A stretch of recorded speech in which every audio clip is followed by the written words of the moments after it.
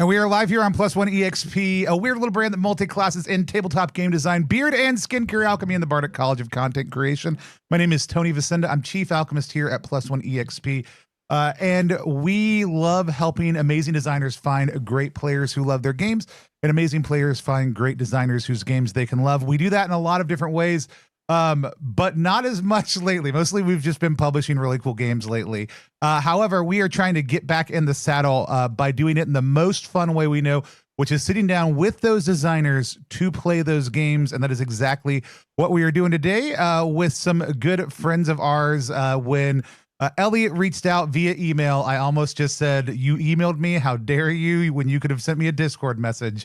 And I went over and immediately Discorded and said, "I'm happy to play your game, but how dare you?" And reached out to play A Land Once Magic. I was super excited because Viditya is one of our favorite designers. We're going to let them introduce themselves in just a second.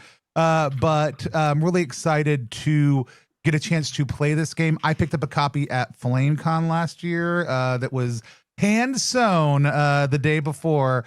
And really am excited to actually get a chance to sit down and play it today. Before we meet everybody else, Viditya, why don't you tell us a little bit about who you are, what you do, and tell us a little bit about A Land Once Magic. Yeah. Hey, everybody. My name is Viditya Voleti. I use he, him pronouns. I am an award-winning game designer, interactive artist, and games educator here in New York City. That's what I do. A Land Once Magic is a game that I made. That's so much fun. A Land Once Magic is a conversational world-building game about like creating a world that's what I'm calling post-fantasy, which is a fancy word for just like it's kind of fantasy but it's pulling away from a lot of those tropes and a lot of like the core imagery that we have of it. So we'll make something that feels like a fantasy world, but we'll talk about magic and talk about travel and talk about cultures and history, but ultimately will be deeply unique and something that's ready to jump right into. Awesome. I'm messing around with my audio because it was weird before and I'm trying to make it less weird. But I'm super excited to play. Oh, look, a lot of people just showed up. Hey, everybody. We are playing A Land Once Magic, and now we're going to meet the people who aren't Viditya or I. Let's go to Rue first. Why don't you tell everybody a little bit about who you are, what you do, and if you want to be found online, where they can find you. Yeah. Hi, everybody. I'm Rue. My pronouns are she, her. I do game design, writing commissions, and a little bit of editing. And I also do a little bit of stream production, although it's been quite some time since I've done that. Yeah, and I guess recently I put out a game through One Shot Podcast's book club on their Patreon. Super excited about that. It's I can do a really quick spiel on it. It's a 2-player parallel world spy game that I'm very excited about. It originally was like a couple of tweets in response to like a TTRPG version of Inktober, and got to kind of expand on it, and I'm very excited with what came out. So if y'all want to go check that out, go to One Shot Podcast's Patreon, and their book club tier is where you can find it. It's been a really cool process. I got to talk to Tracy about the whole thing a little while ago, and I love what they're doing with that whole thing. So if people haven't checked it out yet, please go do. Yeah, also, Rue, very cool. Rue's the editor for A Land Once Magic. Also, yes, I don't know if you said that out loud. So that's true. I totally forgot. I was just like, everybody knows that already. So that's yeah. I also was like, maybe we should say that out loud. Yeah, I am the editor for A Land Once Magic, so I'm very excited to get in here and edit this designer down. I tell Rue, I was like, Rue, listen, you're gonna cut me down, like really just get into me. Yeah, and if you can find me, I am Cherry Drop most places, or Cherry Drop Rue if you can't find me, is just Cherry Drop. Awesome. And then last but not least, let's meet our final player. Sarah, why don't you tell people who you are, what you do, where they can find you online? Great. Hi, I'm Sarah Franco. I'm a cult leader here at Plus One EXP and also your real life stepdad. You can find me at all of the places on the internet at Sarah X Franco. And yeah, I'm really excited to play this. I love world building games, and I like all of the ingredients here are things that I absolutely adore. So I'm really excited to jump in. You can also now email Sarah at stepdad@staff.plus1exp.com, I believe. If you need some advice or some emotional awkward distance, just let me know. I'll be listening to Creed in the garage. Yeah. If you want to tell somebody about your OC who may not remember that you talked to them later, that Sarah's the one to go to for that. Yeah. I got you, champ. Awesome. Also very excited to see all the roommates have arrived in the chat also too. And Luna, Novacento, everyone who's watching over on YouTube and on that place, Twitch. Thanks for being here. It's been so long since we've done this. I'm so excited to be doing it with this crew. We always use a couple different safety tools here on the channel, but Land What's Magic actually does a really good job of addressing themes and sensitivities in play through the play of the game. So we talked about it a little bit beforehand. I'm going to hand things over to Viditya to kind of just guide us through the process in totality. But if for anybody who wants to check out the game, who is not following the backer kit, the link right below my face, TTRPG.link/ALOM game. You should take you straight there. And if it doesn't right now, I'll make sure it does shortly. And so it's also linked down in the description of the video. But Viditya, why don't you take us to A Land Wants Magic? Oh yes, of course. So for the gamers in the call, if you pull up the PDF, we can kind of start right at the beginning. And this will also kind of count towards a lot of our calibration stuff. Since we're going to start broad and then we can get into some more nitty-gritty stuff and we can, pull in safety tools as needed. The first thing that I like to do, the first thing that we do in the game is we set up a palette together. So before we even think about what our world will look like, before we do any of the kind of questions and any of the even specific imagery that we're going to talk about, we're just going to make a palette. And a palette is, it's going to be 4 paints. And these paints are single descriptive words. You can see I have like a bunch of them. So it's like acrid, ageless, dreamy, dynamic, eerie,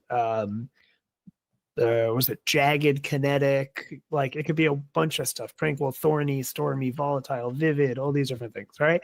They're just descriptive words that we like. So I always like to do it in this way where we all have a little Discord chat.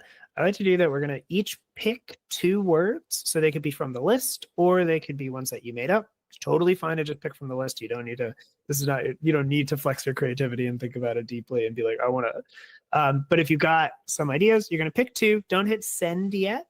I like to do 3, 2, 1. And then we look at all the words together. I think that's a fun way for us to then see what we're all thinking, like what kind of broad palette. And then we're going to go around and each of us are going to pick 1 palette word that we really like or find 2 that are close and then maybe smash them together.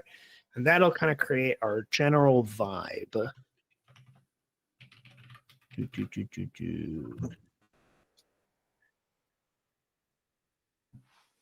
I also got a new mechanical keyboard today, so God knows how clicky clacky that's coming. We love the clicky clacky. The mechanical keyboard people are swarming the chat right now just to hear the click.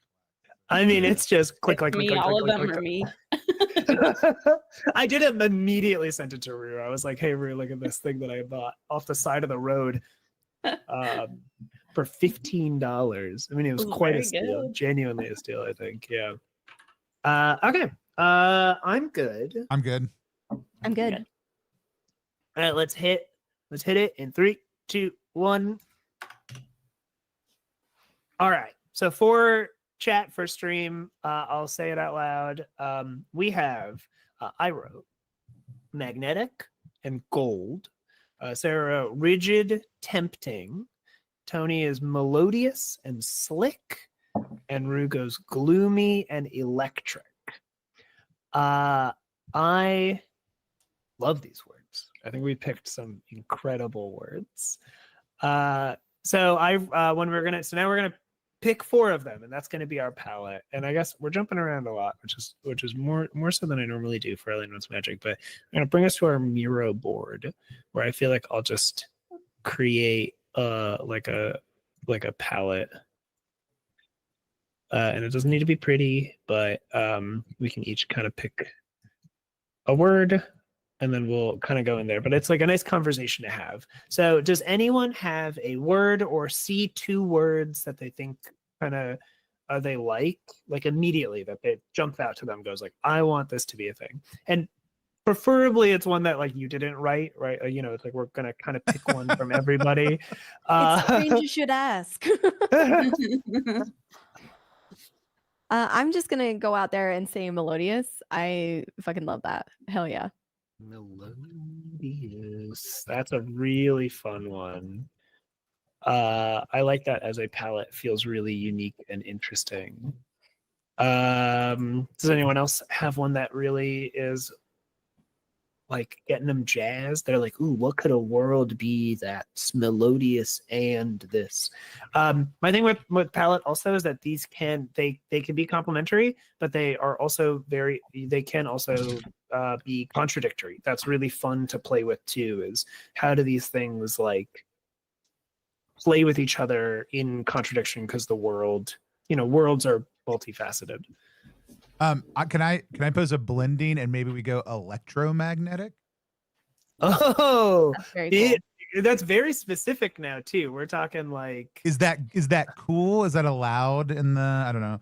I was trying to think of a word that maybe like just caught like current or like like fields or other stuff like that, but I feel like those were further out than just like, hey, and say, because electric and magnetic are definitely very similar here. We could do electromagnetic. I think that again is so much more specific, but I'm like deeply into that. I think that still has like I feel like all of us can picture like, what is an electromagnetic world?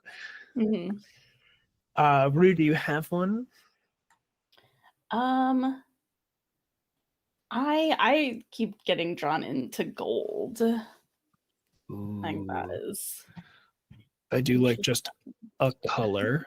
I wrote that one, so of course I like it, but You're like, I hated this one and I picked it. it was a trap, Rue. You actually sprung from my designer's trap. Wrong choice, Rue. there's no way to play the game wrong, except for what you just did. That's except for what, yeah. I'm a hostile game designer, actually. Okay, and then I think I will go with do I like rigid or tempting? I really like both of these words. I feel like melodious, electromagnetic, these feel kind of looser. I'd love to, no, tempting is just really good. I think I'm gonna go tempting. I was like, it's like rigid feels interestingly contradictory, but tempting is just such a Tempting's got a good great vibe in with everything else right now. Yeah. I I already it's also interesting for like a world to be tempting. A is world really itself. Intriguing. Yeah. Yeah, a world itself is tempting, is really fun. Okay. Next, so that was our palette words. So for chat, I can say, oh, okay, no, we have the mirror board up. That's great. Yeah, I'm showing it to everybody. That's why I was like, go ahead and throw it together, because yeah. But also, really importantly, Luna needs to know if somebody was drinking a Dr. Pepper. No, I'm drinking a Barks root beer. Barks is very good. Barks is my top tier commercial root I had a beer. Pepsi and it should have been a ginger ale. Man. Yeah, I feel that. But yeah, so our palette is melodious, electromagnetic, bold, and tempting. So let these words swim. This is the paints that we are going to build our world around. And the next thing that we're going to do, kind of to calibrate all of us so we're on the same page, is touchstones. Touchstones are unique to Land Once Magic because their whole thing is everyone's going to pick one piece of media not traditionally considered fantasy that they want to draw an aspect from. So it's a fantasy world builder. It's like a post-fantasy world builder, fantasy-esque world builder, because we're going to look directly outside of fantasy. This could be themes, setting elements, specific moments, or just vibes in general. In the text, I use the example Cowboy Bebop, like its jazz soundtrack or its mechanical tactility as things that I really like about that world that I'd want to world build around. But you can kind of go everywhere. There's like Hellboy is like kind of a fantasy-ish, but it's not really. And so you're like, oh, I really like Hellboy's like noir, dark, like comic aesthetic. And or some of my favorites have been somebody who's on a touchstone for saying Legally Blonde. It's like, what is like Legally Blonde, like kind of as like a thematic thing to build a world around. And then similarly, House MD as like House MD, I think specifically it was like House MD's character's self-loathing. It's like that was like the touchstone. It's like I wanna think about how the characters have this deep self-loathing about themselves, and I thought that was so much fun. So yeah, this we don't need to do it all in like the order that we did before. There's no real pageantry to this one. It's just does anyone have a touchstone that they're excited about, and or like what are you watching right now or reading right now that's just exciting you that you'd want to bring something in from? So it could be a classic, a thing that you're into right now, whatever. Touchstones. I'm super into Severance right now because I have Apple TV. But I think it's more fun to say that I'm into the amount of weird theory crafting that people on TikTok do about Severance. Oh, I love that. Okay, so it's like a meta theme. It's a meta theme. Yeah, so all these Severances theory. I like the word weird, like out there theory. Theory crafting. Especially the people who are just engagement farming and are just like, here's very obviously bad or wrong theory. Oh, I love that. And then let me get hyper defensive whenever people just point out, that this is obviously explained in the text. But this is what I'm thinking. That rips. I love that. Let's make our touchstones green. Chad, if you got some touchstones you want to throw out, this is a great time for you to have a voice also. Rue or Sarah, do you have a touchstone in mind? I do. I have my cute little Wall-E figurines on top of my computer, so that comes to mind. I like particularly like the sound design and the soundscaping, where it's all very like beeps and boops, and very few like spoken words. That it's all just sort of the natural sounds of machinery and all of that. I think that's really cool. Wall-E's like mechanical. That is lovely. That's very lovely. Especially we kind of have electromagnetic, we have melodious. Like I feel like these are really nice touchstones. These are great ideas. This is putting me into, I've been doing a lot of game demos, and the thing that's been sticking out to me is like the very specific role like to soundtracks of a lot of these demos have played. Earlier today, this was not a demo, but I was just starting up Dredge and kind of the like soundtrack of that. And then a couple days before, I played a few like kind of action oriented games, and they had kind of like upbeat, interesting kind of like generic rock soundtrack. So I think just like very specific like game soundtrack vibes. Okay, so you want to do just game soundtracks in general. All right. I think that's great. I think that's very fun. And then, dang, here comes the part where I have to do a touchdown. Let's see. What do we kind of have? Maybe I want to do kind of more of like a specific theme because we have sounds, we have aesthetics, we have meta stuff. I like how Viditya's like, maybe I want to do something useful for the actual play. No, this is all very useful. I'm like roll fill when it comes to the setup of this game. Let's see, what have I been watching recently that I think would be interesting? I've been watching a lot of anime. What have I been watching? What would be an interesting kind of we can do Apothecary Diaries. Hell yeah. Hell I yeah. was just like, that's the most recent thing I've watched and that I would like to see. Apothecary Diaries, like I think being more important than you want to be is kind of no, I might do like their conspiracies. So Apothecary Diaries being an anime about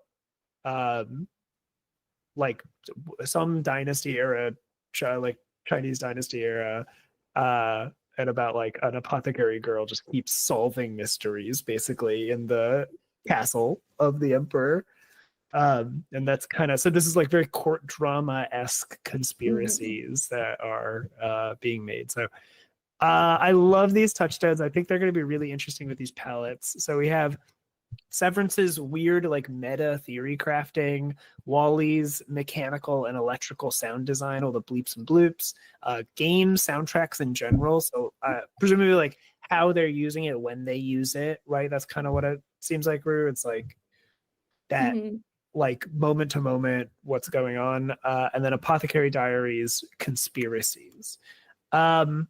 So the point of doing these is now we kind of are relatively on the same page, right? Like we have our palette, we have these descriptive words that we're using, we have these touchstones, so the stuff that we're kind of pulling from, like theme and ideas. So in a way, like we are all thinking of a world right now. Like aesthetically, we're thinking of something, and thematically, we're thinking of something. And I like doing this because then it's like, all right, we're kind of focusing in. And this also kind of acts like a calibration tool in the way that as we play, you can point towards the palette and be like, this is why I'm doing this. Like, I want to pull in something melodious. Or like, this is a good way to curate what we're going to put in here. Or if somebody like brings something in that's like, and this feels like it's outside of our palette, or it's not really talking about our touchstones in a way that I think is interesting. Like, you know, we can check in with each other, or you can, you know, like cheer somebody on to be like, oh, you know what, like in Apothecary Diaries, actually what you're talking about is very similar to something in Apothecary Diaries. I think it works great. And you can give a big old thumbs up. So that's why I like doing these.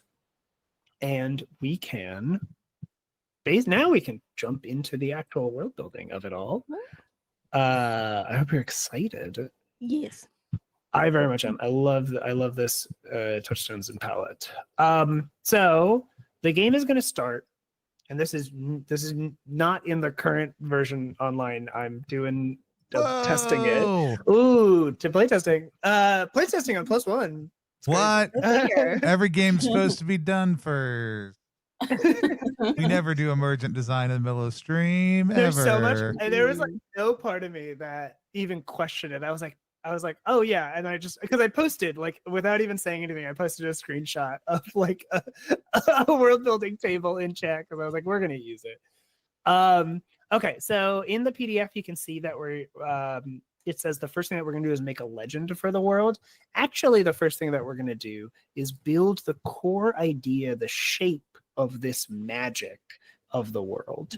So of course, you know, the game is called A Land Once Magic. The idea of that is that we're going to build a magic, but then that magic is currently changing in some way. Like it's disappearing, it's erupting, it's evolving. Like this land we built it off of this magic, and then something is happening to it, and that's like the core foundation of the conflicts of this world. And so that's the table that I posted in our little Discord chat. You just scroll up a smidge, and there it is. And this is now where we pull out our deck of cards to start using. If you have your own deck of cards, you're more than welcome to use them. I did not like balance this game where it all needs to come from a single deck of cards and all this stuff like that. Otherwise, I can always draw a card for you, and then I'll just tell you what you drew. The way that this table works is it's 3 separate card draws. Each person, and then we go in a row. So let's say we start with Tony, and then Tony would draw a card, and it would be like, it is said that magic was, and then based on the suit of the card, you kind of fill in the blank. And then we'd go to like Rue, and then with it, we could draw the card, and then me, but as the world changes, magic has become blank, right? Another kind of core rule. So, these are just prompts, and then we fill in the blanks, we expand, we talk to each other, we have a fun time. In the rules, it also says that the person who drew the card has final say on it. So we are welcome and encouraged to give suggestions and accept stuff, but whoever drew the card is the person that we go to be like, what do you think about this? I have an idea for you about that thing. Who wants to start? I'll go first, but I'll need someone to draw a card for me. I am always available to draw a card for you. Okay. Nice. Here, and I guess for the audience to keep an eye on, this is the table that we're using. Sneak peek. Ooh. I haven't even posted about this online yet. I've actually really been meaning to. I've just been busy. Okay. So I will draw you a card. So Sarah, it is said that magic was I drew an ace of diamonds, so it's a diamond. It is said that magic was given to us by the gods, by the elements, by the stars, etc., etc. Do you have an idea that sounds interesting to you right away? And the point of these is that, we'll keep drawing them, and then you can always come back to fill in the blanks as you learn more. Yeah. I have an idea. It's a little bit out there. I have just started watching Severance, so I'm not super far into it, but I kind of understand what we're doing here. And I kind of like the idea that it was given to us by the general manager, there was the executive, you know what I mean? Something like that. So Interesting. Oh my not necessarily a god, but maybe, we don't really know. We just call them the executive. Wild. Okay. So not explicitly not God. Right. Some maybe go between is kind of interesting. I love this. Some entity, maybe some people or some beings think it's God. Maybe some people think it's just a guy named Brad. People out there have some wild theories. Exactly. Exactly. Yeah, that's actually not perfect clear. for that. Do you want to call them the executive? I think so. I think That's so good. in my mind, that's the commonly agreed on. Everybody knows what you mean when you say the executive. I'm also really glad we just picked a set of things in our palette and touchstones that are going to really drive SEO on this actual play right now. That's one of the best parts about it. The executive would be proud of us. The executive would be very proud of us. True. Yeah, you get to tag us #severance, hashtag ideas, Hashtag severance theories. hashtag Right. severance theories. Okay, I think Google, we'll all see each other in the same loop. Can I just go and then Tony is above Sarah, or am I different?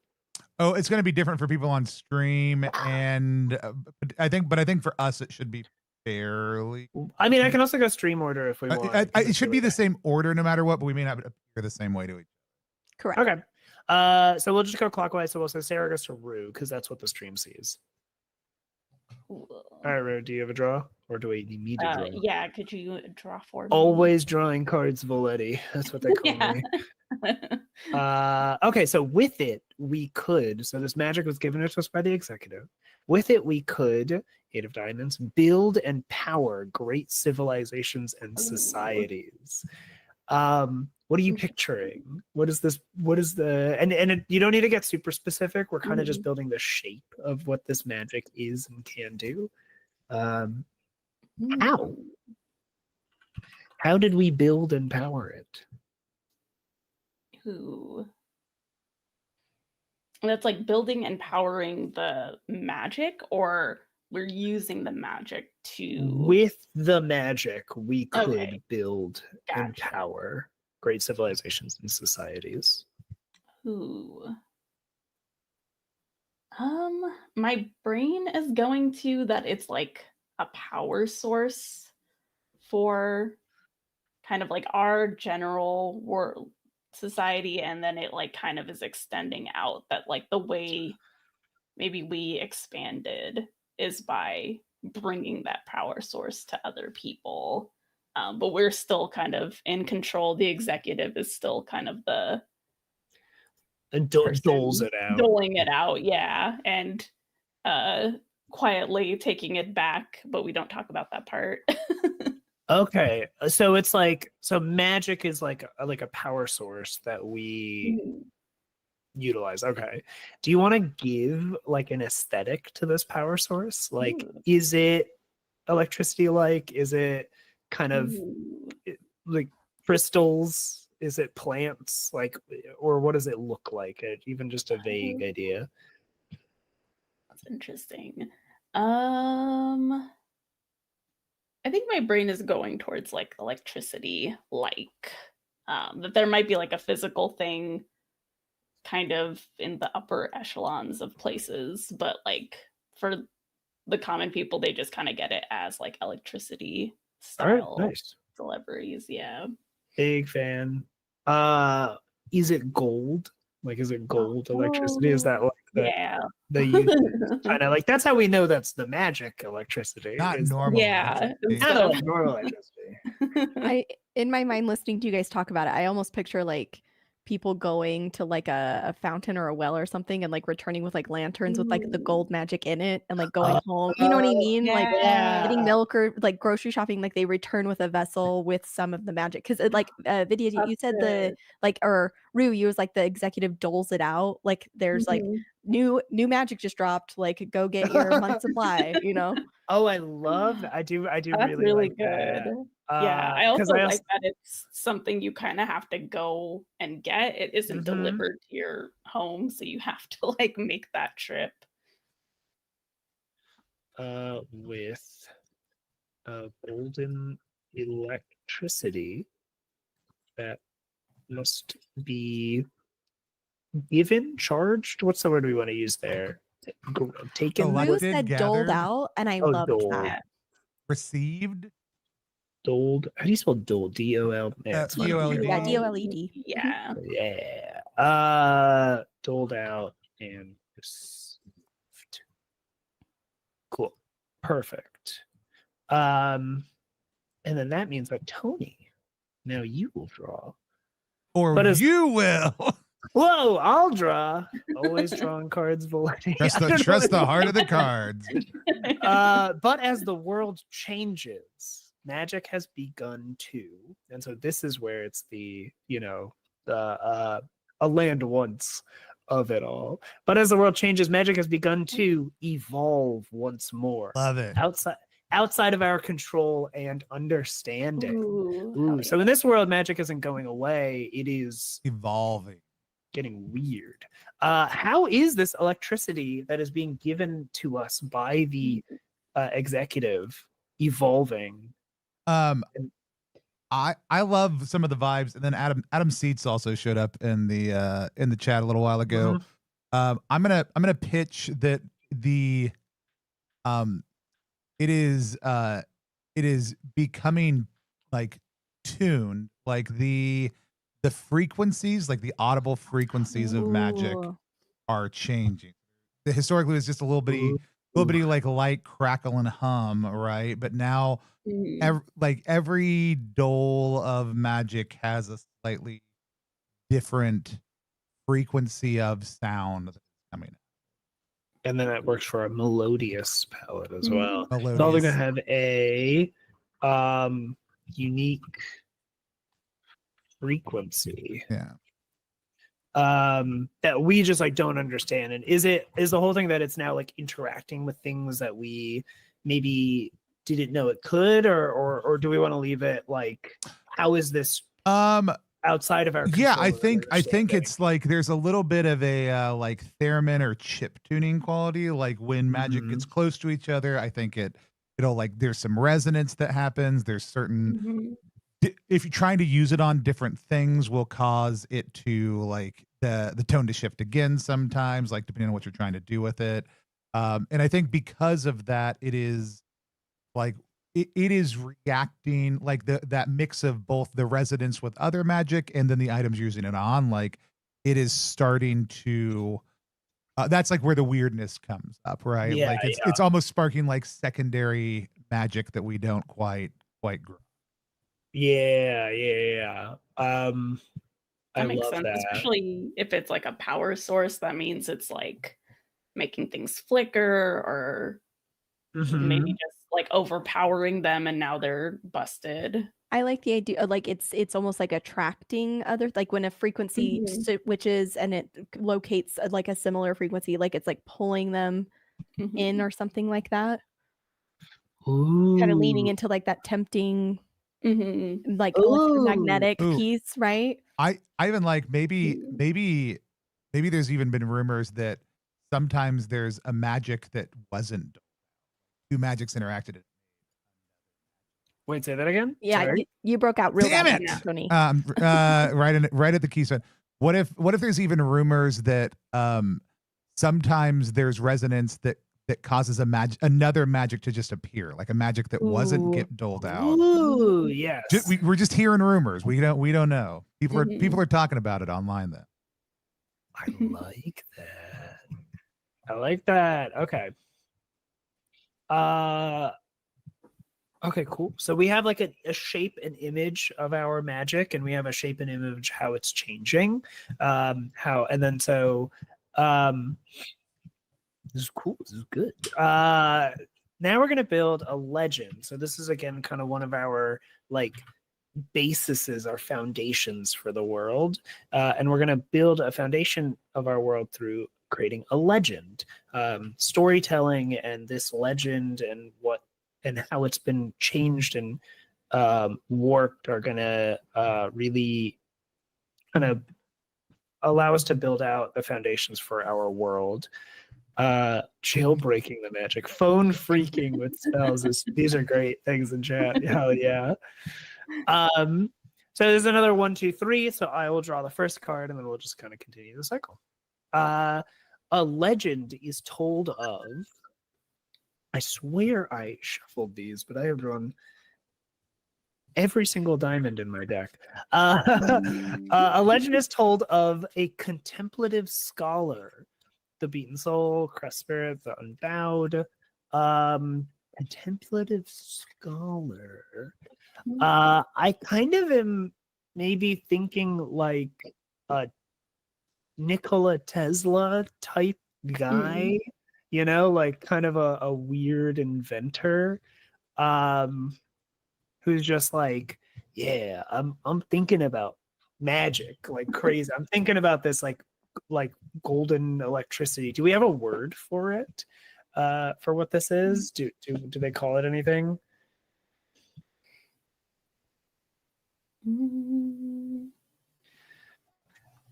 I don't know, like Rue said it, and then even Tony said it, like calling it the dole, like because when you go get the dole, like I love that. I think it's this idea of it, like it's something that is sectioned out and given, and like that's what everybody calls it, I like that. The dole.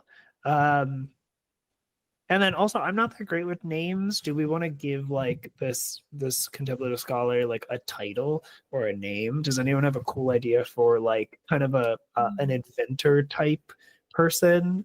Like the Do we want to live in like the executive type titles? Like is that a thing we want for to? this person? Yeah, I mean, like not them being that, but like, yeah. Do we want to? Do we want?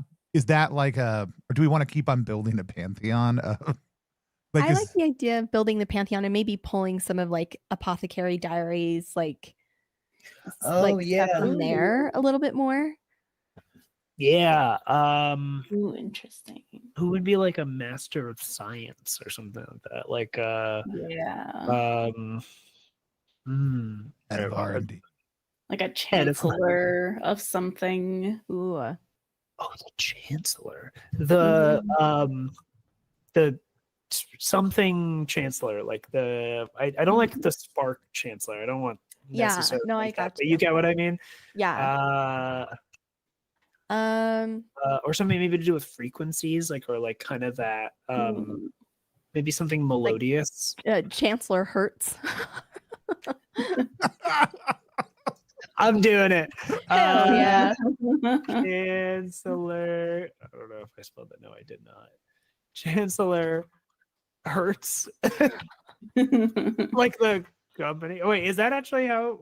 There is a company, but I was thinking like because Like in the- audio there's like the Hertz frequency. Yeah, and I think that is HERTZ Yeah. is the frequency also too. I could be wrong. Yeah. Actual measurements. Yeah. That is what it is. Missed opportunities from chat. Captain Crunch, the doctor, the minister. I love that. Let's see. The Canarus Deliberator. Wow. I forgot that we have a chat. I love it. Chancellor Hertz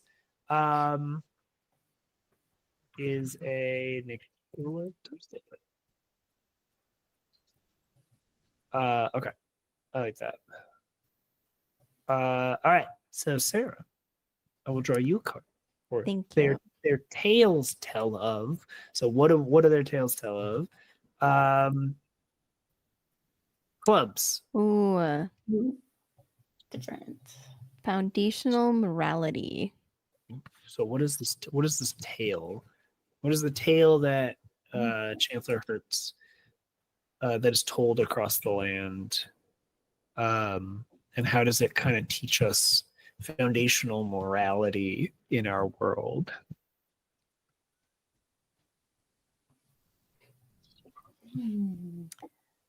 Wow.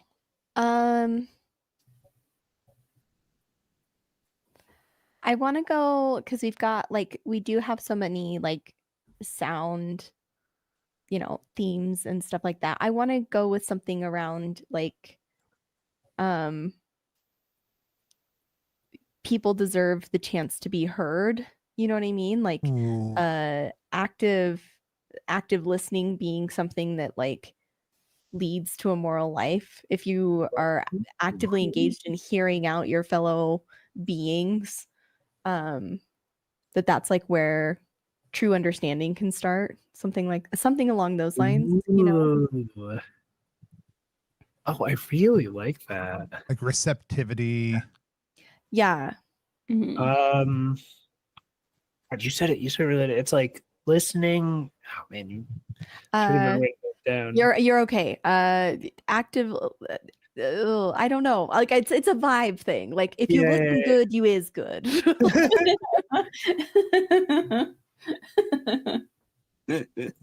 Yeah. There we go. I think that's really great. I love that. All right, and then like we can, again, well, as we get the full picture, we can talk about the whole thing. But now, much like our magic, time has passed. Things have happened in our world, but now the legend has been warped, giving rise to Ace of Clubs. Oh, this is here. This all makes sense. This is such a perfect pull for the touchstones and stuff we've got going also. Industry. How has this legend been warped to give rise to industry? And perhaps Oh. what industry or what movement is it? Interesting. My brain does kind of go back to like it is becoming like a corporate structure where it's like people are like, oh, so everyone is just listening to whoever is in power or like in charge. I think there's a hierarchy. You listen to the person above you, and that person listens to the person above them. And that's what being good is just sort of like listening and following orders is kind of the unspoken part of it. I like it's gone from like trying to reach true understanding to just like free flow of words into your brain. It's not listening to the other person, it's obeying the other person. It's basically obey. Maddie also put in like the listener. I would like to motion that it's Chancellor Hertz, the listener. I think that's sick as hell. Yeah. Wow, can you go back on a game like this and just change things if you want to? That's crazy talk. That's some crisp design. It's actually in the back of the PDF. You have to put it to a vote, and then once the vote passes, you then have to go out to your neighborhood and get at least 27.5 signatures. And then you have to send Viditya $30 for a refiling fee. Correct. That's absolutely true. I mean, that's how we're actually making money off of this game. It's all the edits.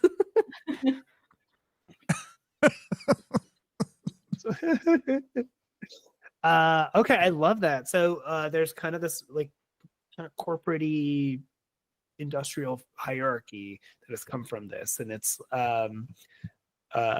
it all comes to the executive, because the executive is the one who gives things out. So I imagine like you kind of like, even if maybe people aren't thinking about the executive prior to this as like that corporate structure, it fully like fits in with the kind of work ethic, obey, do your job, listen to the person above you kind of mentality.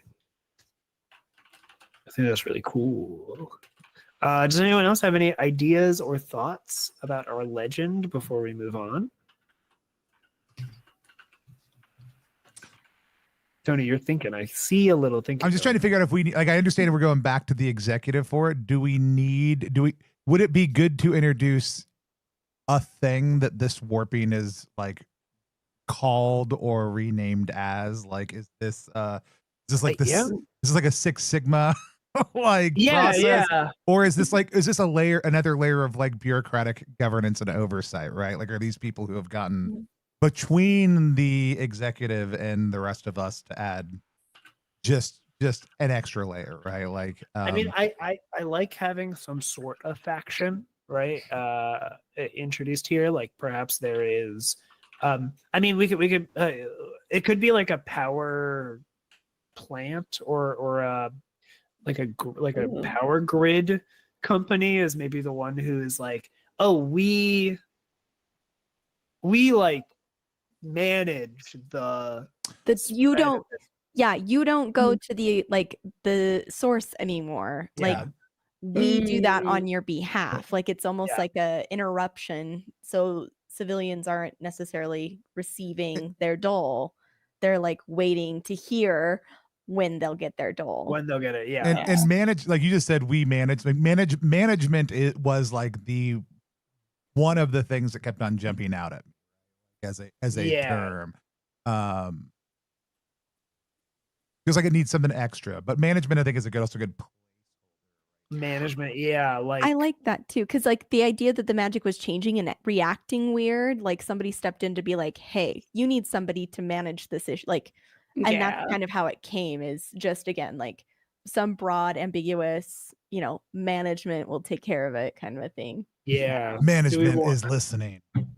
I keep thinking of like a line that their like little tagline is like, "We listen to you." Is there like creepy corporate like? We listen to you. Is really. I'll do the.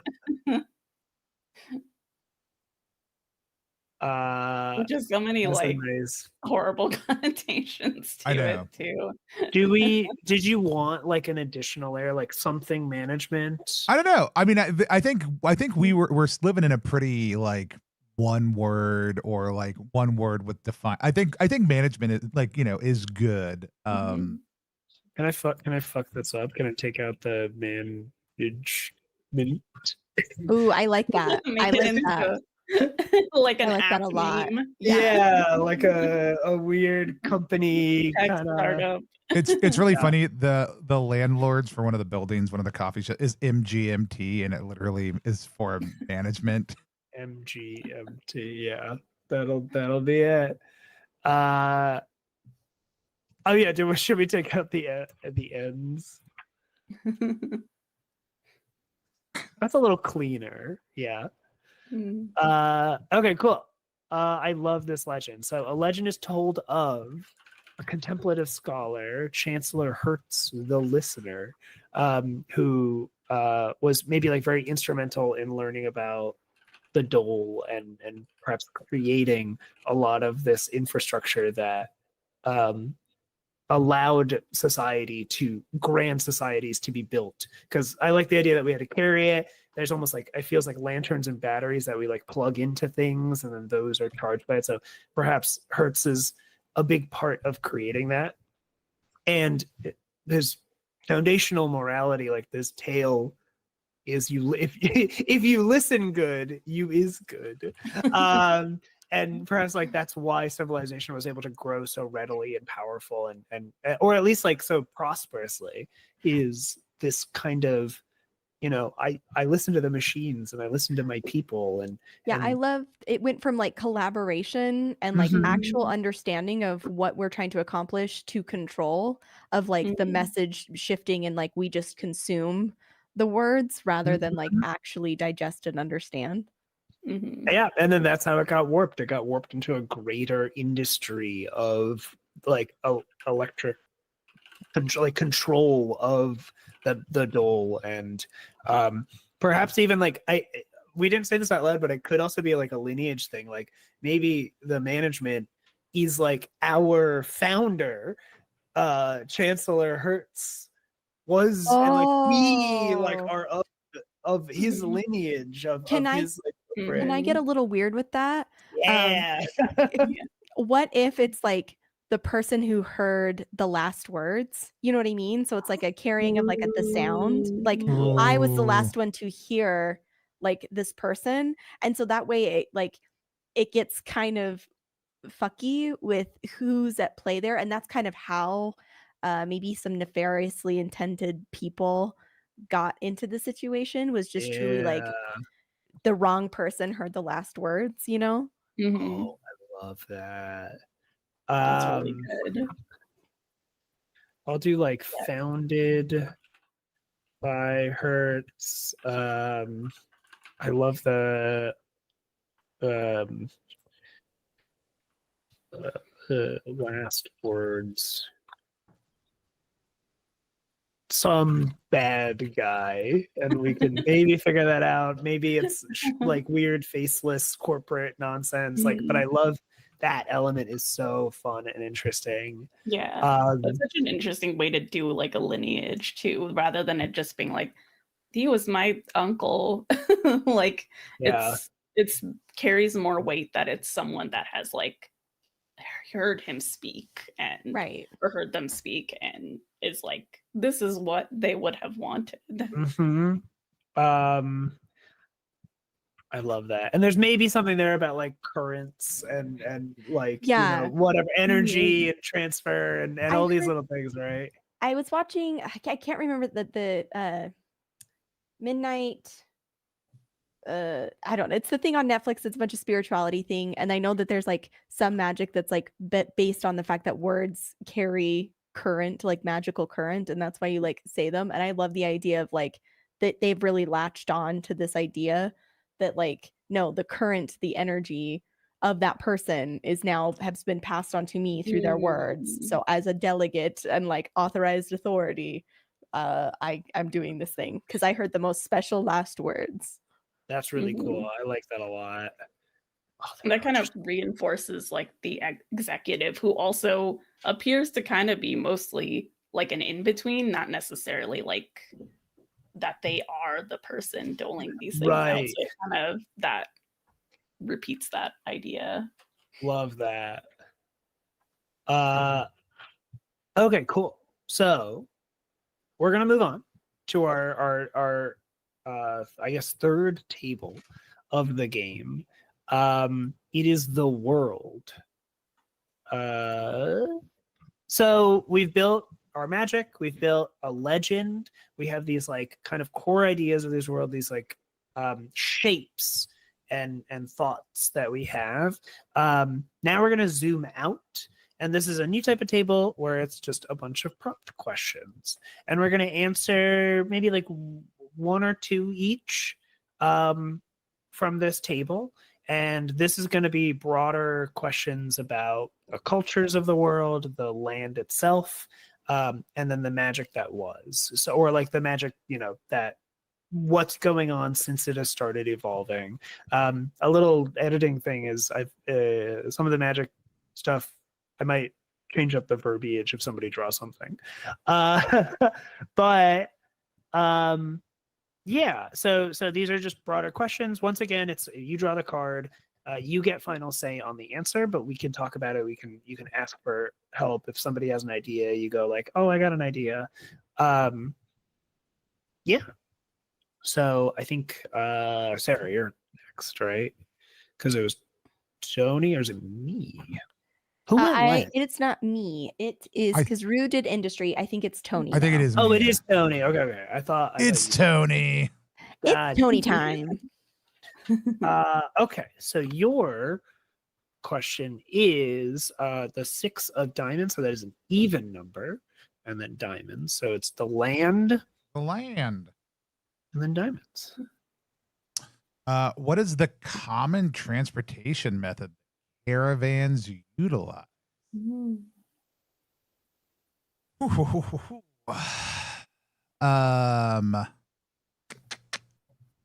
The common transportation method that caravans use.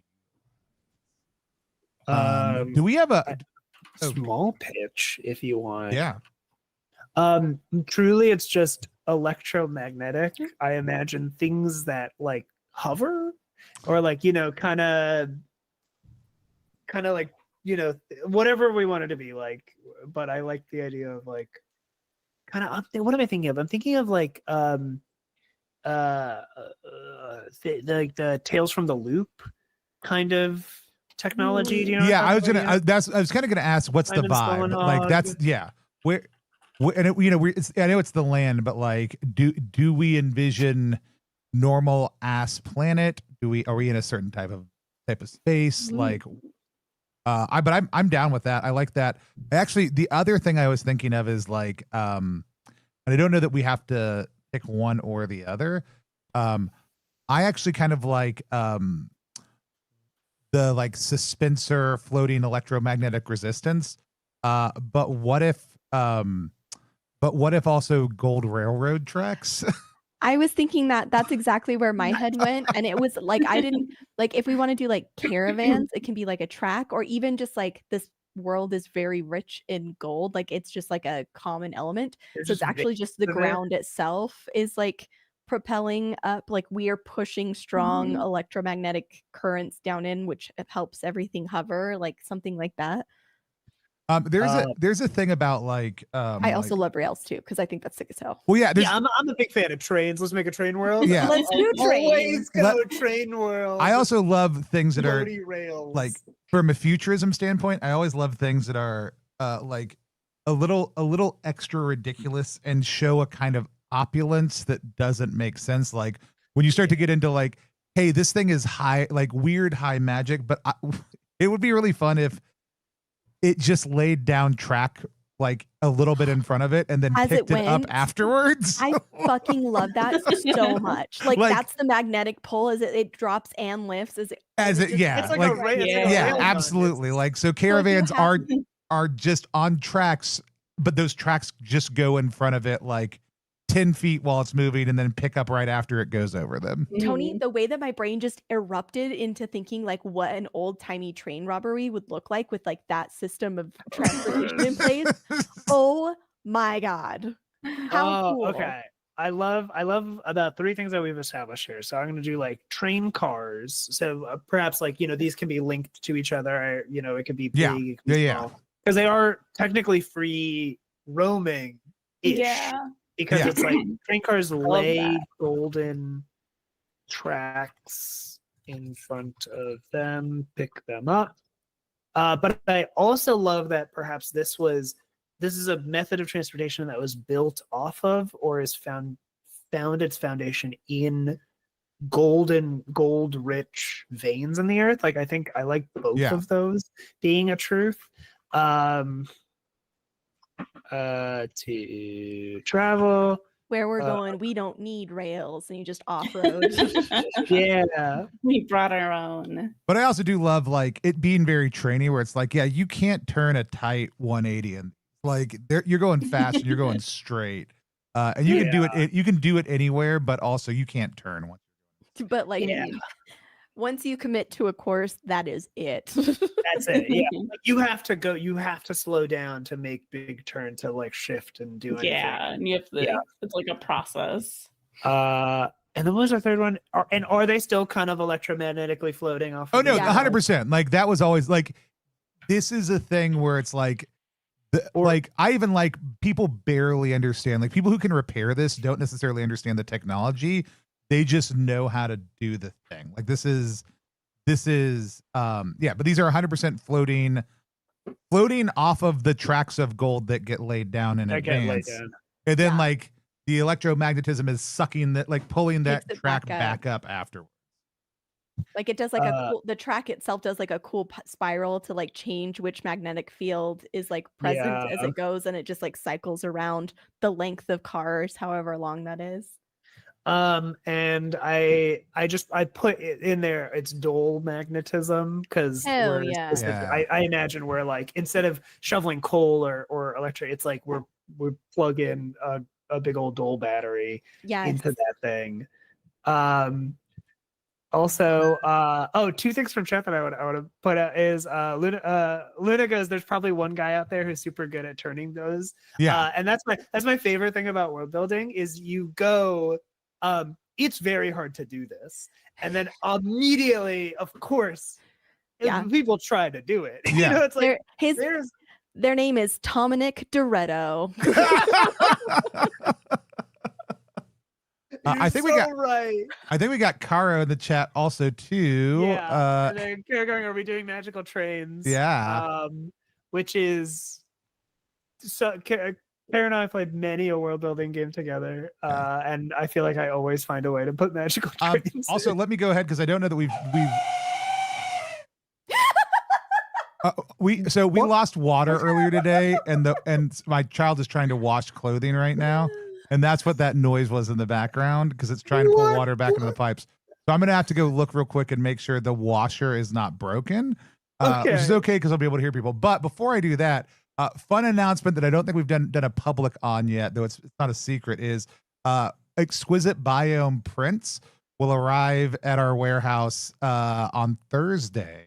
Shit. For Zine, going out for Zine Club this month also too. So also available for other people if you want to get a print copy of Exquisite Biome. Hell yeah. Let me go find out if my washer is ruined or not. But y'all keep going because I'll be able to hear everything. Sure. Yeah. That's so fucking funny. That's why I was like, that sounded like somebody who was doing a Tokyo drift. And I know. I was Felicity and Chai. I assumed it was the sound of the magical train. But I'm like, yes. That's exactly what it was. We have spoken magic into this world, and it has become reality. Awesome. All right. Well, I guess it's my turn anyway. Yeah, it's your turn. Let's go. We'll jump into this. Ooh, I got a queen, which is a face Okay. card. Queen of Hearts, which means it is the magic that was. So Queen of Hearts is when magic was locked. So this older terminology I'm using now. I'm going to say when magic has changed. Yeah. What crumbled first?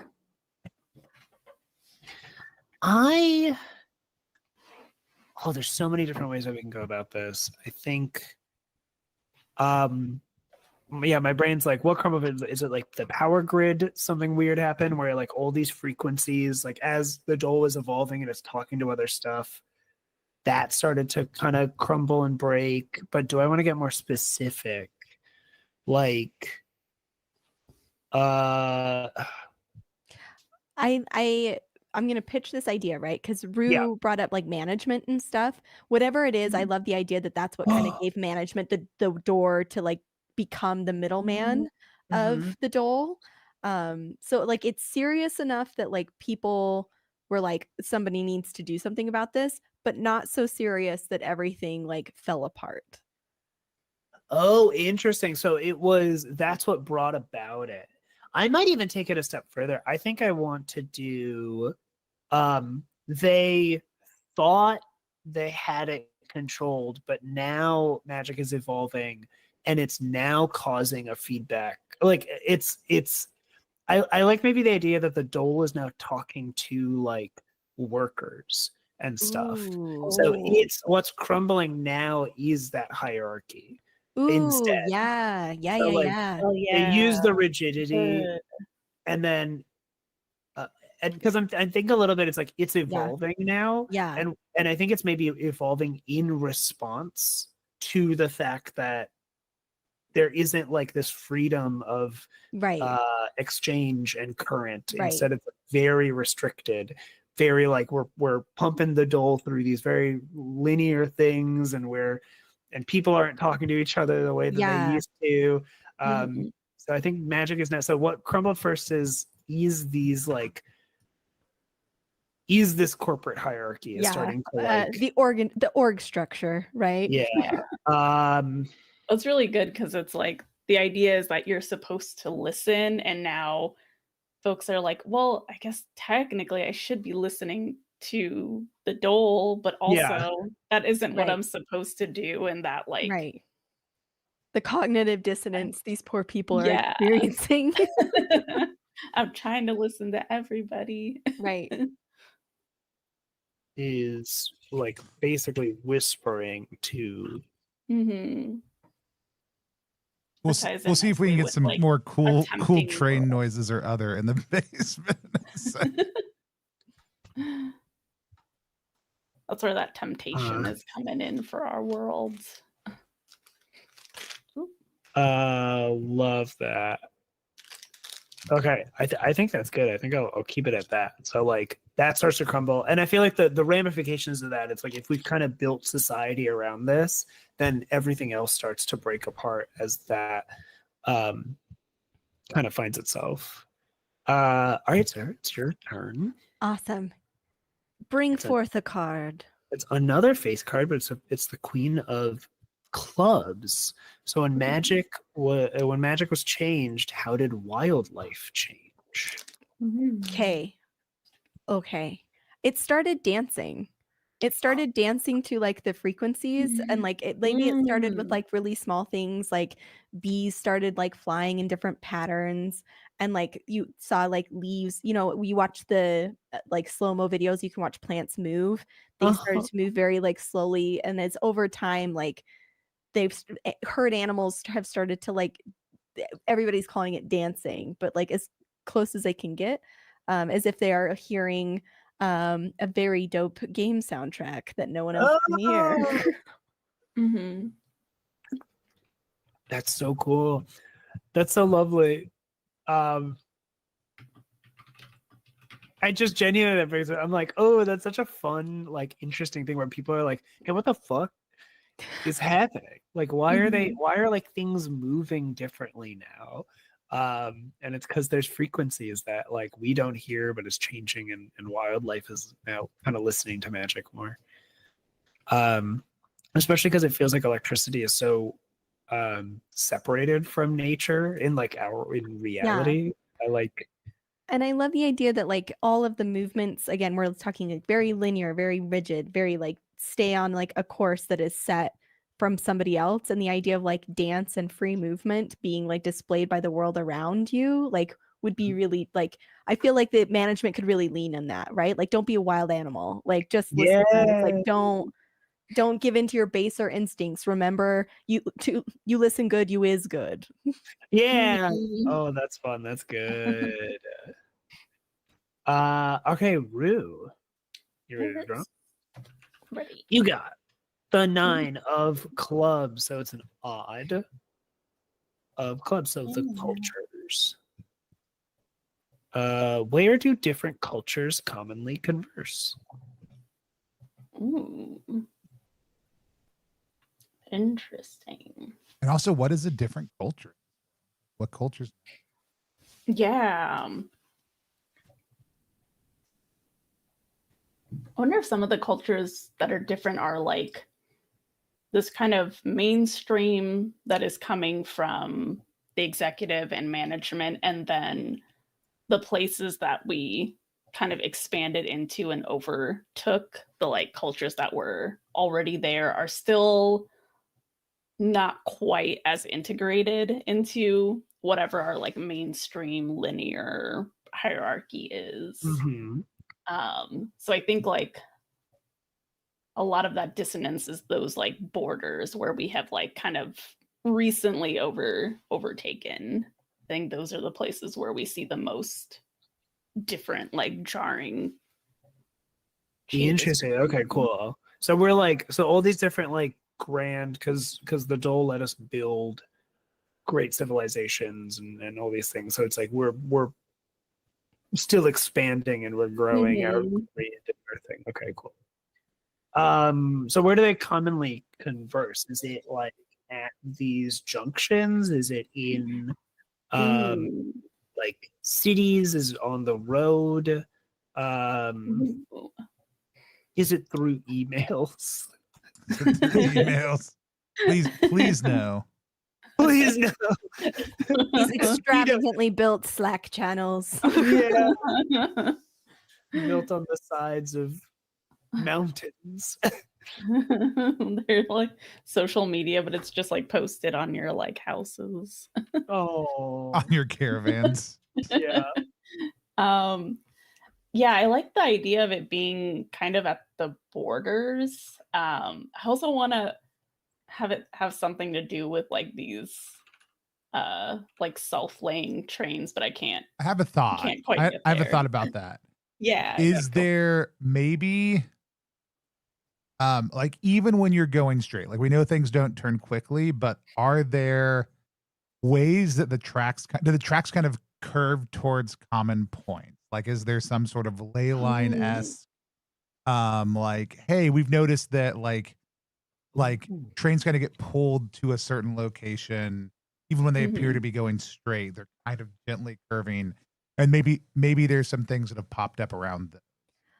Or like I think we Yeah. could get really ambiguous and just say like the crossroads of where the different Yeah. trains, those straight train lines, or like as they're gently curving across in these kind of natural ways. Yeah. I also I was love like- how ominous it sounds to meet at the crossroads. I also we need to read this out loud. This is from Luna in chat, and we don't need to read the whole thing, but you do need to hear the part of the sentence that says, the natural philosophers of the time tried and failed to make everything about electricity to the extent that the electric enema was the Gwyneth Paltrow goop of that era. Oh no. Oh, Luna. We were like in the middle of, I see this big post and I'm just like, I'm gonna wait. I gotta wait to I read gotta that. wait. And I had no idea that's how that ended. That is our world. That's not part of this game, everybody. That's just a thing that happened. Of the Maybe not your fantasy, Luna, but someone's fantasy. The delay lines, kind of pull all these tracks together. Oh, there's I like also an that. interesting, like, if this is all dull ley lines, is there some sort of interesting frequency resonance happening? Are there? Maybe that's Is it a what. listening post? Oh, I like Oh. that. Oh. I like that. I also Oh. like the idea like the frequencies are like somehow redirecting the ley lines, so to speak. Like as the frequencies change, maybe that's where the curve is starting to happen, right? Ooh. It's like the Changing like magnet. the routes. Yeah, the waves themselves are altered. Mhm. Ooh, I like that. I like that. I like the term listening posts. I kind of felt like Yeah. that feels like a nice place. Crossroads being where these ley lines happen. Listening posts is interesting. It makes me think of those like buildings or whatever where you can like whisper on one side and you can hear Yes. it on the other. Yes. Maybe it's like people on the train are Oh, like whispering things and you can hear it if you're at the post. or like you don't even know necessarily where it's coming from on the line. Mhm. Yeah. Yeah. Uh, And maybe the magic is like now you're hearing things that people don't know that they're kind of like projecting out or broadcasting out. They're like having personal conversations and people are like, what was that about? Yes. The management that you were I saying? love that. Like maybe in like ancient when we had Hertz, right? They were actually like collaboration. Like this is the way that Mhm. we communicate to these other communities to help bring them in and stuff. But as time went on, like the communities didn't need to talk to each other anymore. So now it's just kind of like Mhm. walking by someone on a cell phone call. But like you can, oh, I love that so Yeah. much. I love that. Oh, hell yeah. Okay. Tony is next. We'll draw that. Tony is, and this we may have already done this one. 6 of hearts. No, we have I not. did 6 of diamonds. I got a 6. I got a double 6. You got double 6s. Cherry bell.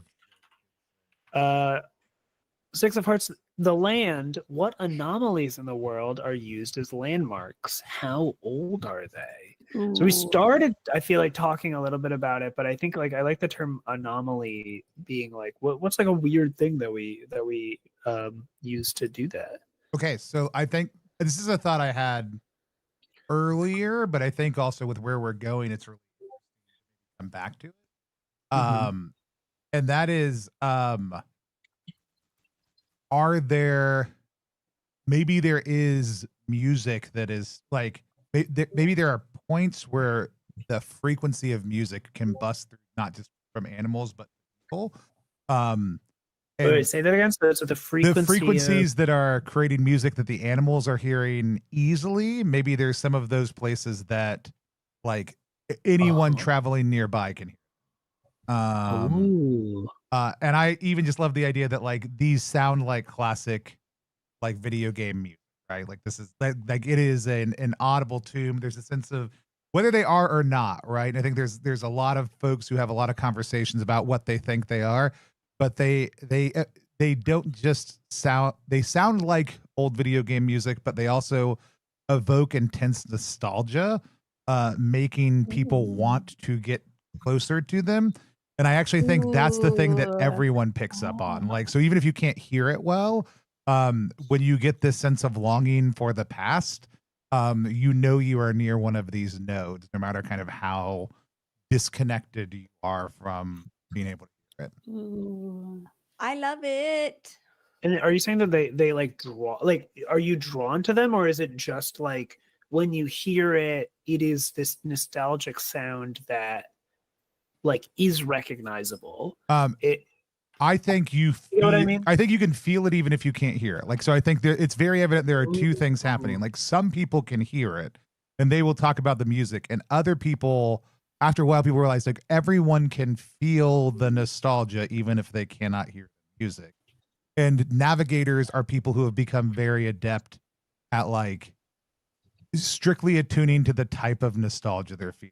And Oh, so it's like emotional, so you can like tap into. yeah, You're like, oh, this reminds me of summers yeah.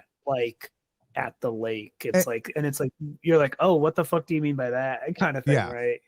And I think like I like the idea of maybe even like people have turned this into just actual music, so like you can play it and learn it, and it can just be like played on an instrument.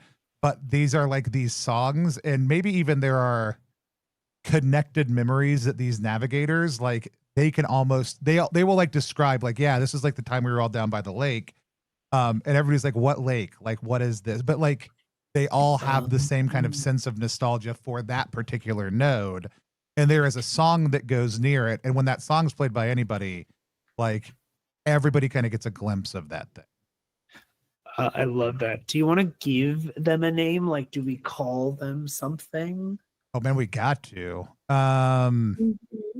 And I love that you kind of created a profession also, is like there are specific people that can attune to it to like become like I mean, I love the like for staying in that kind of broader range, like I love something like these are the anthems, right? Like oh Yes! fuck! Yes! Good. That's so good. I love yeah. like anthem nodes, or the anthems are so cool. That's so cool. Shit. And do you want to give a name to like the people that can attune to them, or is that less specific than I'm maybe picturing? Because this feels almost a little bit like a stalker, you know what I mean? Like it's like, oh, here are all these things, and then like there are specific people who are like, oh, I'm a stalker, I know how to get us through these zones or something like that. Right? Stalker looks good. Roadie is the word that came to mind just because it's very rock opera and travel mixed. Conductors is also very, very good because it goes both ways. Conductors is also very good. I'm gonna let y'all decide. I just got yelled at from down the stairs, so I'm gonna step away for a second. Roadies was sick, but I love conductors. I think that's sick as hell. Yeah. Conductors. Yeah, conductors feels a little more in vibe with kind of what we've been. Yeah, because their whole thing is that you know, you also have to listen to a conductor, or you got to watch them, listen to what they do, listen to what they say. So that could be, it's a whole part of navigating and maybe traveling safely is you have to listen to your conductor, right? Like you have to attune to them. Well, like in music, right? Like they lead the orchestra, like exactly what Felicity's saying. Like it's the triple hit. Yeah, that's such a good point. And also conductivity and magic. Yes, like all of it. It's so good. Thank you, Felicity, for that. Love that. All right, Rip. We're gonna do one. Wow. Ooh, Jack of clubs. I think we already did this one. Oh, yes. When magic was locked, how did wildlife change? So if you want to add a new element to the question, you're welcome to. Like if you want to revisit it, add something new, how else has wildlife changed? Or we can draw another card. Ooh. Yeah, let's draw another one for now. Four of spades. What is an important natural landmark? Are there any unknown places? Interesting.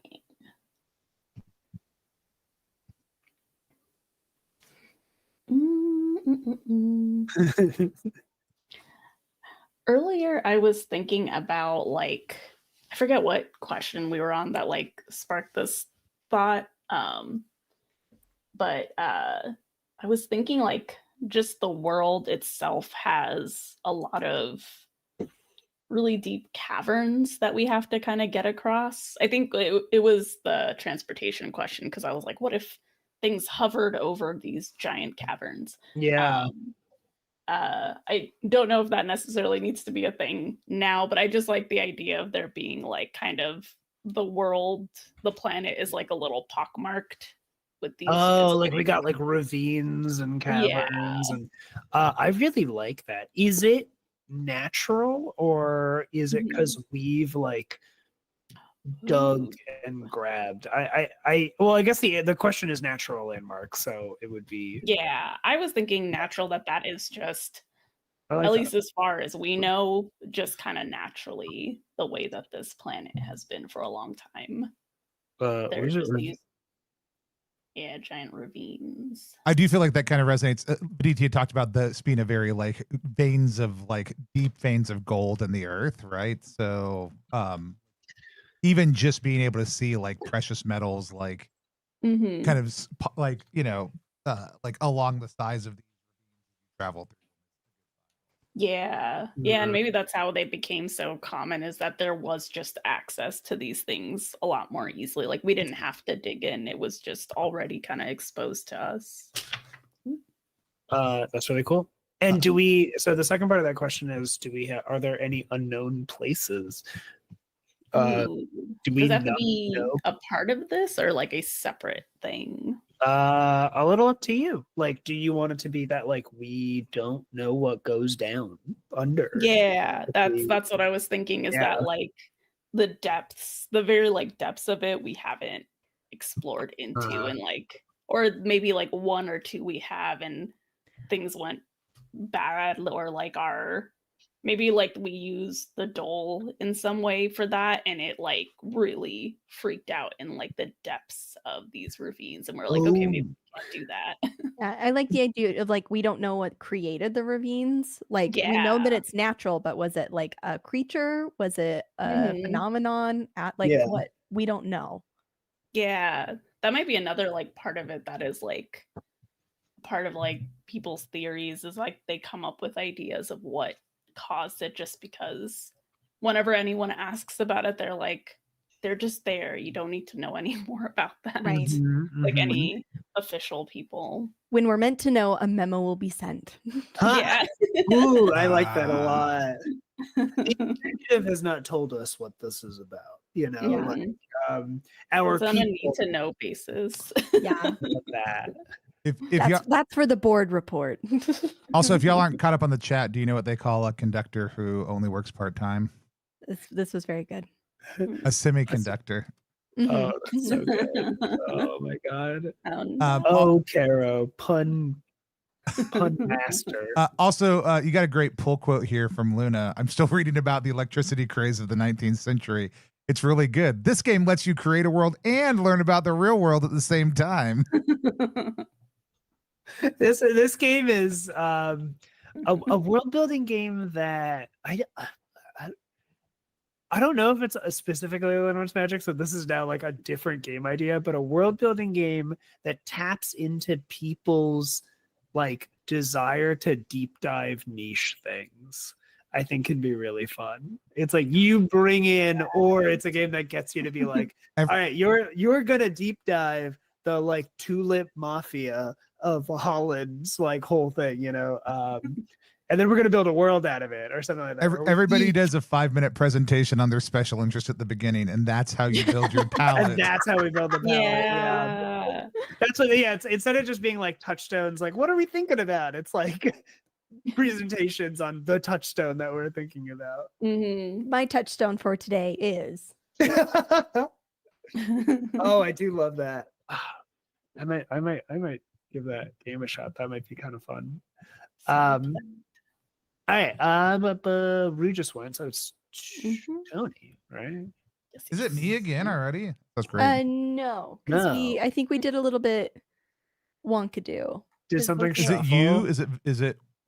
Oh, Wait, hold yeah. on. So it's Tony. Oh, you're right. Tony should have gone twice. That's Rue. That's me. That's Sarah. Mm-hmm. And then that's Tony. Never mind. You came up with anthems. Yeah. I think That's Rue. I think that's me. I think it's you. Yeah. Nice. Okay. All right. This is 5 of hearts. This is the odd of hearts. What relics remain of an ancient ancestry between many cultures? Ooh, I kind of, because we kind of have like this like magic electricity thing. I really am just thinking like at like Disney's Atlantis, you know, with like these like machines that have like almost archaic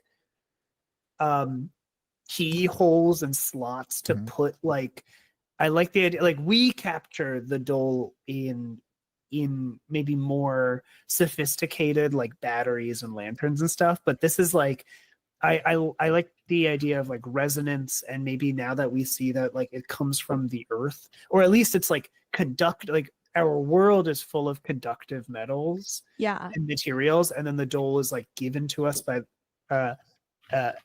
to be used with this. I imagine like there are like crystals or strange like gemstones from the that would just hold it, and then this like these ancient civilizations would like power things by plugging in, but maybe like they didn't know exactly how to harness it, or something like that. It's like they would need to use natural things to be powered, and then they would take those somewhere else. So again, like a lot more in tune with the natural cycle of stuff. Like when the dole was given to them, they would use it rather than like kind of being able to spread it out farther than we can and like pull it in different places. So I think like I'm wondering, like, again, we're giving good names to things. Do we have like a name for what these relics are called?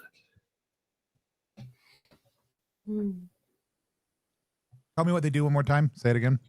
I'm okay. I'm also now thinking of like a specificity, but I think they're just like ancient machines that need like that you can power with dole, but it's like much more natural, much more maybe like amplifier or amplifiers are good. Yeah.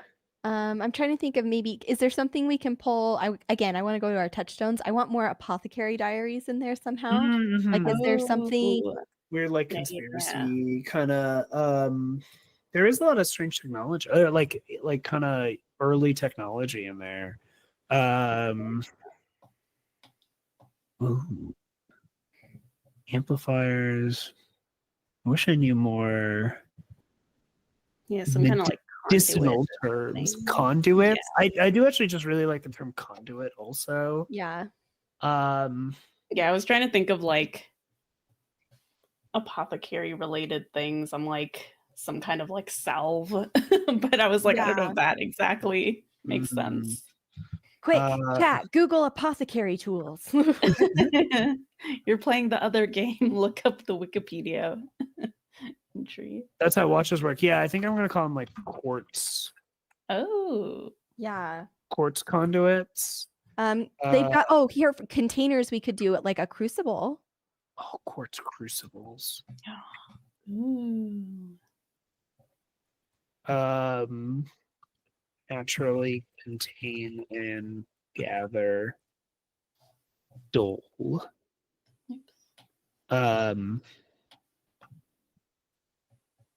Remains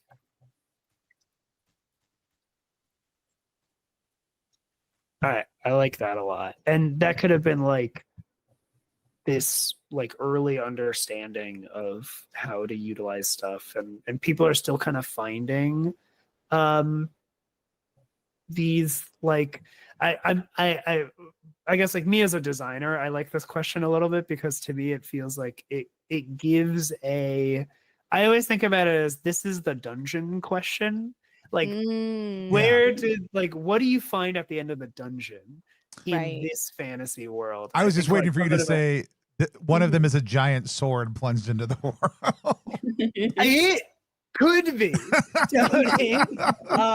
These like crucibles are like magic items that like are naturally like built of whatever dual conductive thing that's in there. It's like magic items that are down in like deep ruins. Yeah. Maybe that's like kind of, in the ravines are also kind of our dungeons and stuff. And I know it's not one of our touchdowns, but you brought up like Tales from the Loop earlier, and I even just love that like we've realized some of them are helpful and some of them should be avoided. Like there's ones that if you pull up next to them, like you can like, pull out a flower and start squeezing it and just water will come out of that flower until your travel jugs are all full. And then, but there's another one that like, just hurts to be near. And Oh yeah. I like that. Like they just, and I imagine like now that magic is changing, like magic is evolving into talking to each other in these strange frequencies. I bet like these crucibles are getting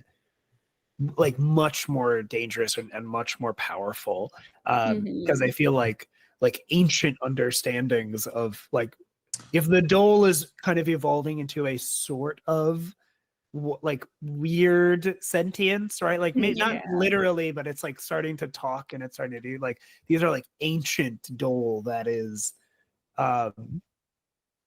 deeply powerful. I wonder, are they, I mean, are they loud? Like, I mean, what, even if that loudness is like not like, just think about the amount of dole there and like, you know, like just like you get near them and there's like an overwhelming hum in the background, or I like I was just thinking like some kind of white noise thing where you're it's not necessarily like jarring, but you can't ignore it necessarily. Maybe something like walking into a server room where it's just like loud fans and like maybe there's like some like visual things where like there are just like weird lights that blink around you that aren't necessarily attached to anything, like it has like a aura effect. Oh, I like that. Yeah, I like that a lot. I think there's something really funky about that. I also had an idea, but it's completely lost me. Oh, the Adam in chat also says consider earworms. The noise can't leave your mind, and then that to me is like that's what like maybe that's like what we call like the keepers of these like creatures that like keep these that have now made them their home are like the earworms or something. But worm like dragon, you know? Yes. Oh, I love it. I love it so much.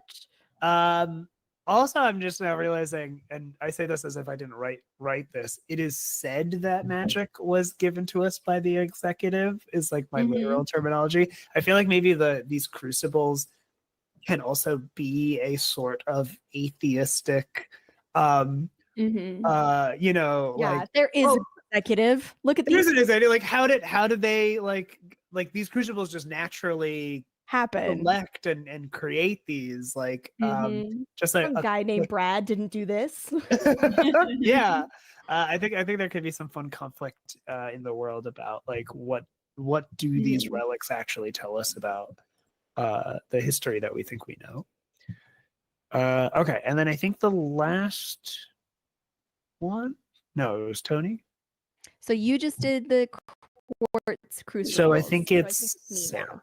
Yeah. Yes. Okay, and then Rue ends us. So Rue does the second one. That's what it is. It is the two of diamonds. Even diamonds. What is a common transportation method that caravans utilize? We can come up with another one, or you could draw another card. Let's draw another card because I think we were pretty thorough with that one. Two of clubs. What is a common hazard while traveling? What is the most feared hazard?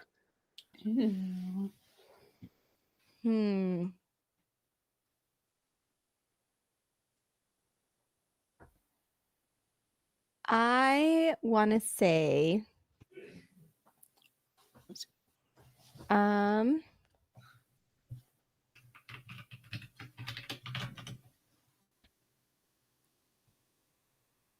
I want to say that there's like a creature, like a pack creature of sorts that eats gold or something like that, that roams the surface. So when you have these like cars or trains or whatever that are just like giant moving things of gold, that they're attracted to that, like in droves, sort of a thing. So that it's this weird like. I like in my mind they're very like reptilian or something like that. Ooh, weird reptilian eats gold. There's got to be something there, right? Like there's got to or like, or even if it's just like the electromagnetism that like the gold is rotated. Like there's something about the way that these vehicles operate. I know this isn't one of our touchstones, but I'm kind of going to Dune, right? Sure. Where like sound summons the worm, so that bumpers. Like I'm thinking something along those lines, but with the electromagnetism. I'm thinking eels, like yeah. eels. Yeah. Oh, I love that. Yeah, yeah.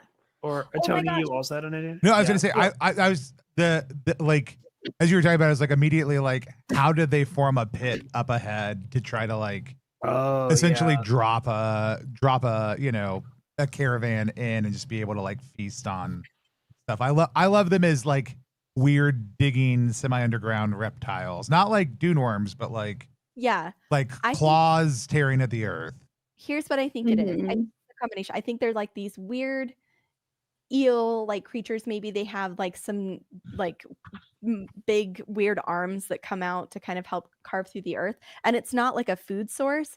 It's that the electromagnetic, the waves that are emitted by the cart are like distressful to these eels and like are like the same frequency as like an attack cry or like something like a threat, and so they're trying to like neutralize the threat to like protect the pack or the colony or something like that. And we, especially with the dole like changing frequencies, we don't have control. We haven't been able to like mitigate that, so it's just kind of accepted that like as you're going, if you come across one of these like herds of creatures, it's very difficult to turn and whatever, so you have to make sure you have enough dole to like hover above any pits or you have to have extra dole, right? Like to make sure that if this happens, you can still navigate over. Otherwise, you will like go down into pits or ravines that these things create and crash and kind of get stranded until something can come straight to direct to help you. I love that. Okay, cool. Do we want to give them a name? What do we call them?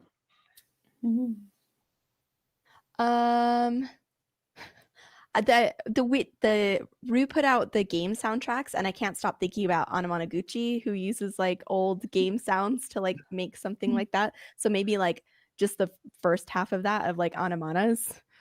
Anamana. Oh, Anamana. I love that. Anamanas also has the thing you tell your kids about when they're young to terrify them vibes also. N-A-M-A-N-A. I love that. So is that the common hazard, or is that the most I think so. I think that's like, and again, maybe we've kind of gotten used to it. So like I do like that though. The plan is just like you always have to have extra dole to make sure that you can hover like higher than you think that you'll need. Yeah. And there's just like pits, and it's like, oh, you got to be careful of the Anamanas. Like you don't want to get a flat tire. You don't want to run into any Anamanas. Like yeah, absolutely. I think so. Well, it makes me think of like Yosemite, where you're like, there are bears. You just lock up your food. Like, even though that is kind of like, when you think of it, you're like, that's kind of a really wild thing to just be like, a bear might just come into your campsite. It's fine. Buy bear spray. Be prepared. Like maybe before, when they first started using dole, it was a bigger issue because maybe because everyone was kind of coming to it, getting the proper amount of dole was like more difficult. Like it was a more constrained resource. So you had to collaborate and like really work together to like get all of the stuff together. But now like it's a little bit less of an issue. I love that. What is the most feared hazard? So we have a common hazard, and then what's something that like we really don't want to happen? Like the Anamanas are something that we can plan for. Or like that just will happen. Technology is, whatever.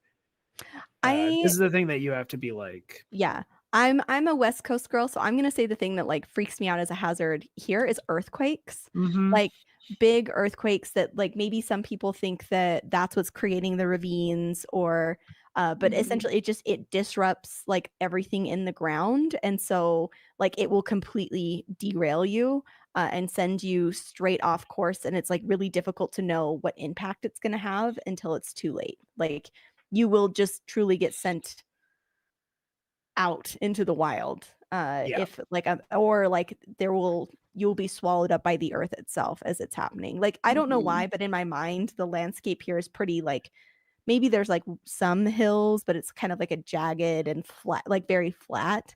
And so like an earthquake where suddenly like the Rocky Mountains appears in front of you is kind of a problem. Yeah.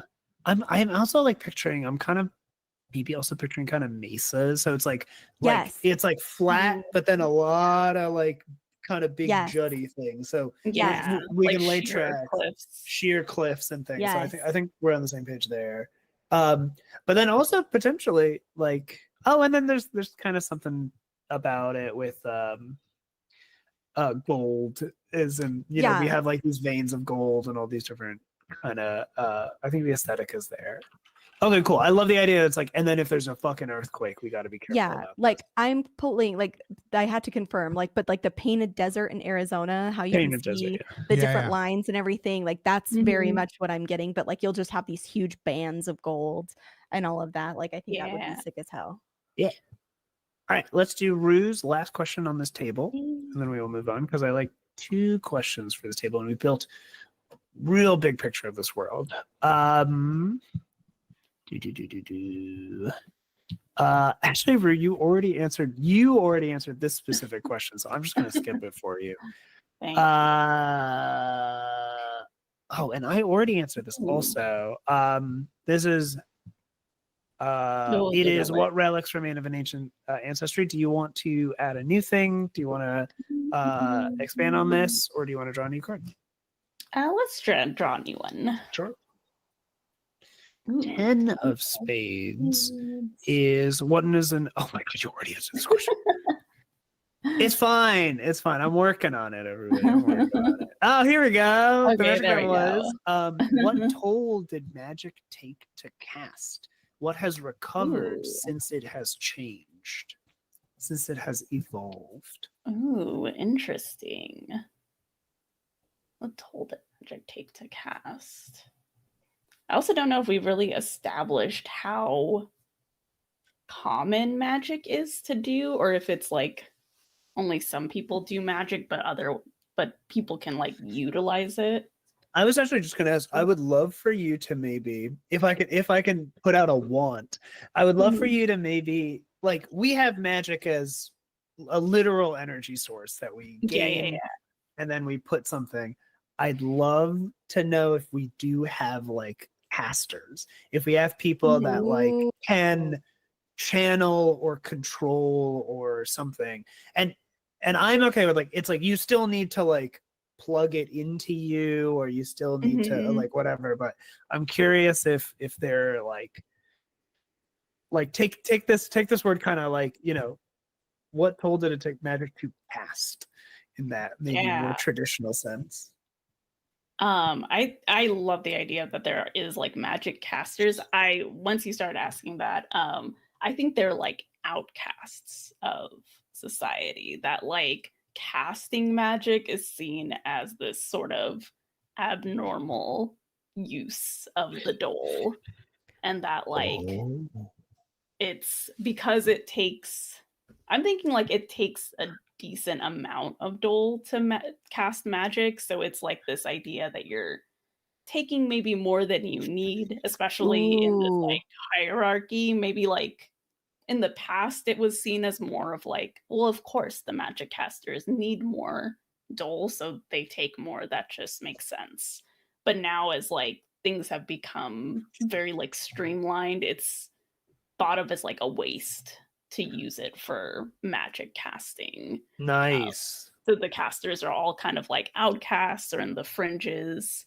I think what has recovered since it was locked. Oh, like what was the toll Or you said again? It's like the So- social toll. Like they It's- are. Yeah, okay. I think it's more of like a social toll, and also it just takes a lot of dole to do It talks, it. and it's a lot of energy. Okay. That's yeah. Yeah, it takes like a decent amount. What has recovered since it has changed? I think casters are able to like reuse dole. Like they're able to Ooh. like They're a recycling agent. yeah, they're like Okay. able to continue using it, so that even though they're kind of pushed out of society and away from their sources, they're still able to do magic now. I like the idea, but I love this idea for like so many reasons, right? Because we've kind of like, even when we were first describing like the dole, we're like putting it in vessels, right? Like it's in containers, it's contained. And like the idea of casting, you're like projecting it out. It feels antithetical to like all of it. And then like the recycling or reuse, like as the frequencies change, it's almost like this dole can now be like, you can use it for two things simultaneously instead of just like the one thing, which is like such a cool idea that like you would, you know, if you didn't have the right container to utilize dole in this certain way, you'd have to find a caster, but like you'd have to go do that. And now casters have more utility, and they're also like breaking that hierarchy of like the management being like, you must do it this way, and the caster's kind of like, or, you know, like, I love that. I think that's sick. You can bring it to me. I also like that, like, with that, they might be people that folks will be like, well, I kind of know this guy. I don't tell anybody that I know them, but I'm gonna take my like wasted dole over there and see if I can get some extra stuff for myself. So it's like, at least for now, like someone that people might kind of get in touch with in secret. I like that a lot. I really love that. I think that's so interesting. It was seen as a waste, but I like this. It also, it's like the implication that like dole is something that we can and should be in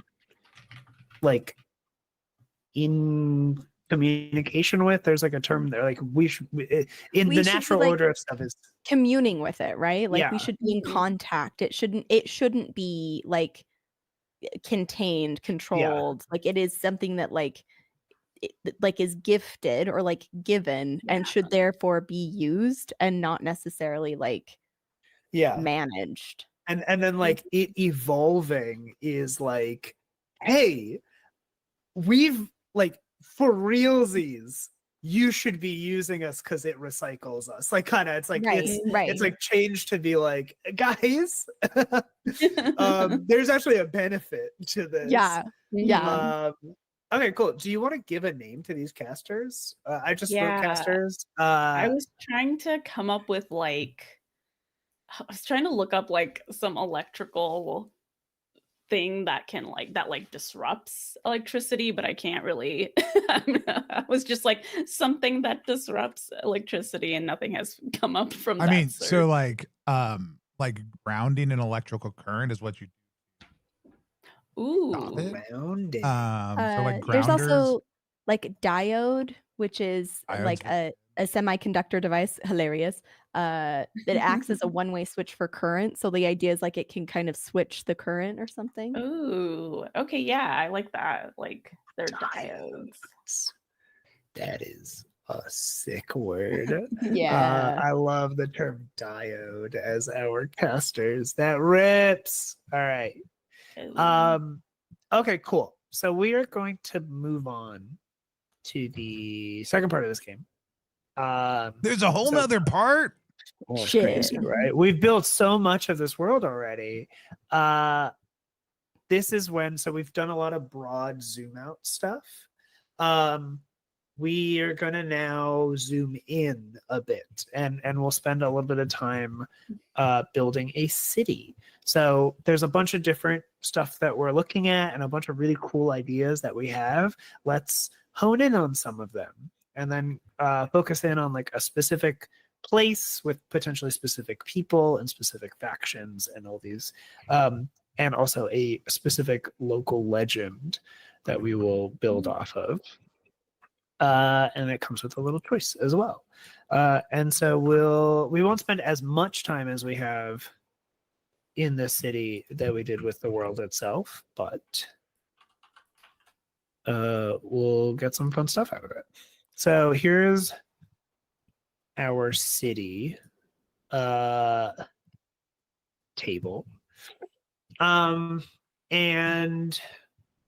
the way we're going to do this is another setup table. So we'll draw a card.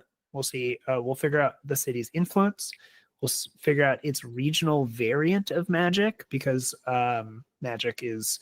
This will be like, how do these people deal with magic and like what's the specialty of it and how is it changing, and then also a local legend, so not necessarily the legend of Chancellor Hertz, but of something specific to them.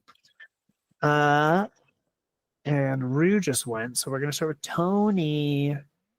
We're gonna do its influence. Its influence is Jesus Christ. Oh yeah, you got another 6. 6 of diamonds. So innovation. It is a nexus of learning and invention. What is the city's like proximity to like a landmark? Why is this place a nexus of learning and an invention? I think this is we can come up with a name for it in a second. But I think this place is like one of the nostalgia landmarks. But it's specifically the first day of school. Like as this song kind of like arrived, the nostalgia memory that was connected to it, that the navigators all like kind of was like a child going to school on the first day, and there's a mix of anxiety and excitement and other things, but it really has helped like make this a place that like the nervousness and potential like kind of makes everybody wake up ready to face that challenge kind of every I love that. And so like not every nostalgia, like not every anthem like is a pleasant nostalgic memory. This one just happens to be and most of them I think are fairly neutral, like, you know, even this one, but this one that's kind of been harnessed for the purpose of the city. Does anybody for the purpose of what? Like has been harnessed for the purpose of the city, like to be this Gotcha. place of learning and I mean, based on first day of school vibes, does anybody have a name that they like? I kind of like the idea of a city, like this is pretty on the nose, but like a city called Potential. I like that. I do like that. It feels like very earnest in the same way that like the first day of like it is very like it is what you see is what you get. Yeah.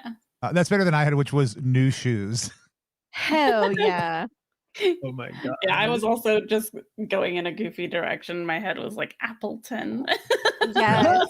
I really like Potential. There's like 3 names crossed off before everybody's like Potential, which has been there for like a couple of decades, but like there were a few attempts. There were attempts, yeah, but I think people really like it. Okay, I love that. I love Potential. It is me. Its regional variant of magic is secretive, feared or shunned if seen in public. That's very interesting. That is interesting. I think it's because there is a unique. Oh no, it's like we've essentially established this. This is also a I'm already thinking of conflicts. I think this is like a place of learning and innovation. This first day of school stuff is a part of like the greater culture. So it's like within the culture of the management, and it's like we're learning, you know, everyone's learning about the executive and like this big, like, you know, we were given this energy and you listen to your teachers and your teachers listen to these people, right? And I think there is also in Potential a kind of like underground secret school for diodes. Yeah. And like that. Oh, it's the undercurrent. Oh, the undercurrent is very amazing. good. Hell yeah. So good. Yeah, the undercurrent school for diodes is that sounds band name called it. That's sick. Yeah. I love that. And they're learning to like cast magic and Mhm. cast the duel and I really love the see. fucking YA novel we just launched a series on. It's so wide up. Here's Plenty of the potential. the true It secret really of is. Orlando's magic is it's very you're gonna get really invested in your weird YA fantasy world. Like you're like you're gonna get some big ideas that maybe if you actually wrote a full story about would be a little cringe but rips and is awesome. Hell yeah. Now I we think just it's need cool. like the big competition that everyone has to be a part of. Right. Oh yeah. Sorry. Yeah, but I even like the I think mild that's giver vibes of that, of like the diodes Yeah. being able to pick up on people who are like students who are not listening to the Mhm. normal, like, who have this Yeah. natural Yeah. resistance. I like Very- that. And to Uh, Rue's point, maybe there's like some weird ritual that the students do, like that the staff totally like doesn't condone, where they're openly casting like in a potential or something. Like there's like a race or like you have to activate this one what did we call them, the crucible or something. Oh like, yeah, yeah. you know what I mean, in this weird sort of like There's some trial that yeah, Mhm. that's like I a love student that. run, not condoned by the actual undercurrent. That's so good. Yeah. And then so Sarah, you have a local legend is told of a child. Titled for their bravery or foolishness. So, and it could be like I think I like the idea of like who's telling this legend, like, or who are they a local legend of? I like the idea that it's like it's twofold, right? Like it's different sides of a single coin. So you have like the diodes and how they perceive this person, and then the normies and how they perceive this person. And I want to say that it's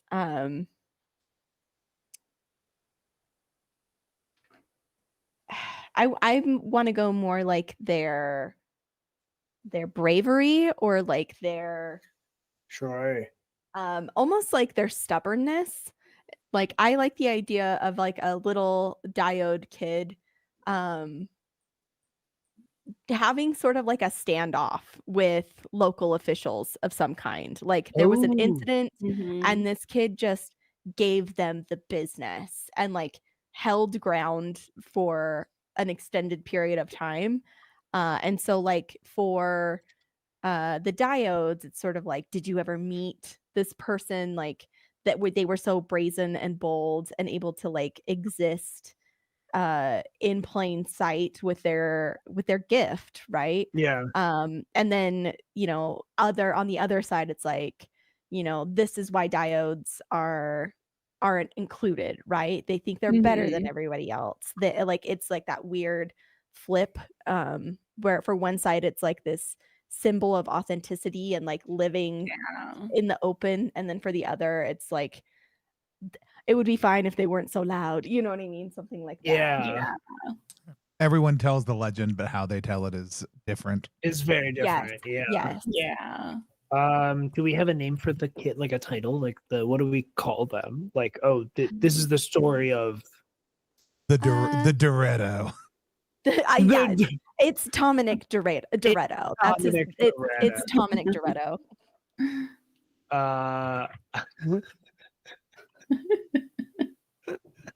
I love, there it is. Oh my gosh, that's what it is. Dominic stole like a local, like took over like a tram or something, like some sort of public transit in the city, and like was able to just like drift it around. And that's why the authorities couldn't catch him, is because like they were being held to like the straight and narrow, and he was literally doing figure eights around them. I love that so much. That's so funny. But it was for his family. It was for his family, Oh because he my doesn't have God. friends. So He's fast and good. furiousing these trains. He's fasting and furiousing so much. I love that. Okay, cool. So we're going to now make a choice. Do we feel like potential is a city crumbling or a city flourishing? And this is like, we can think about it too. It's like its future. So it's like, does it see itself? So a city crumbling is, this table is where you flesh out a city with a troubled past, but possibly a brighter future. Or a city flourishing is a city with a bright future, but for how long? I like the idea that it's flourishing. Well, actually, I'm taking that back. I like the idea that it's crumbling. It was that potential, and now like there's almost like an irony of it being called potential, and it's like Ooh. becoming a dump. You know? Mhm. I'm into it. Is everybody else into crumbling? Yeah. Yeah, I was leaning towards crumbling too. Nice. So this is our crumbling table. I'd say we won't get our awards for our young adult novel if it's If it's a not city crumbling. flourishing. Yeah, true. It's got to have that dystopian for Yeah. the search engine. Dystopian. Dystopian Severance fanfic. Dystopian. Hashtag YA Severance. is Mark Here we S family? Question mark. Casting Sabrina Carpenter. Oh my god.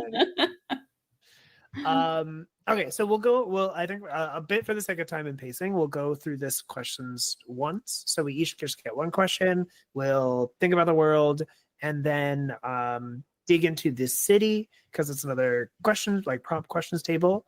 And then that'll take us into our kind of final bit for this game. Who was It is Rue.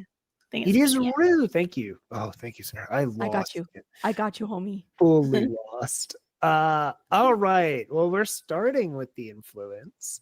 A Ooh. king of hearts. Of hearts. Okay. And when it says the legend, it means our local legend. Okay. Oh hell yeah. Latch onto after magic was changed. Ooh. What about the Interesting.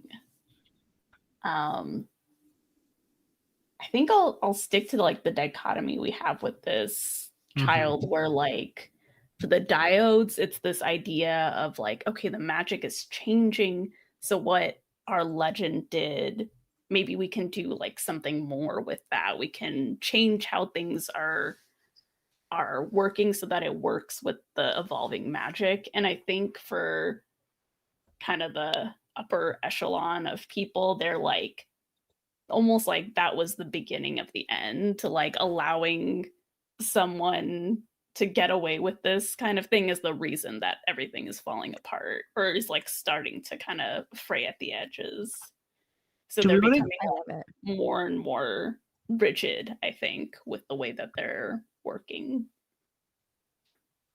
What did you say? The end of like this is the end of you should put it well, and I was writing. I am also. Oh no! Okay, like this is where the hierarchy started to like fray at the edges. Yeah. The very evocative thing that you said that I was like, yeah. Yes. An like omen, I can say, fraying at the edges. And then I'll put the word omen because I think that's also fun. And then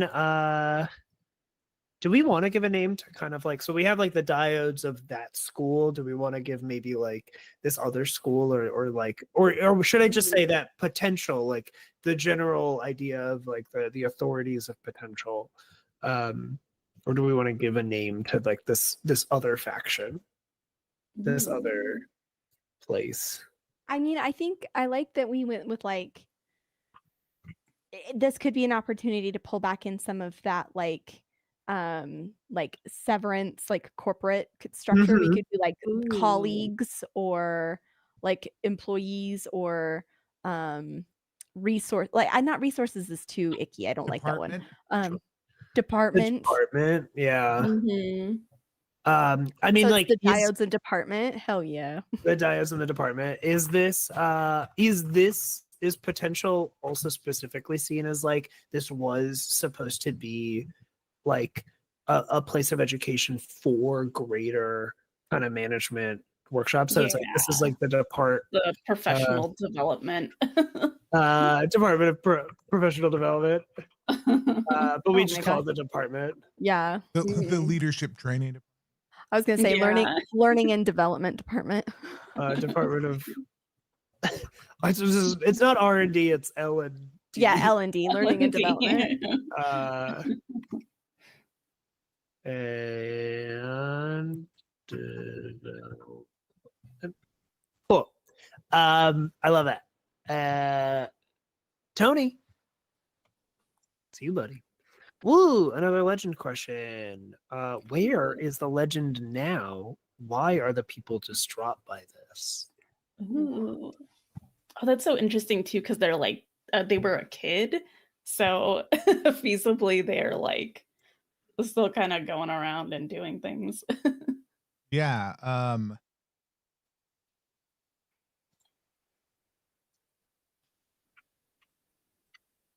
There's so many ways this could go, and I'm so many excited. ways, yeah. Yeah.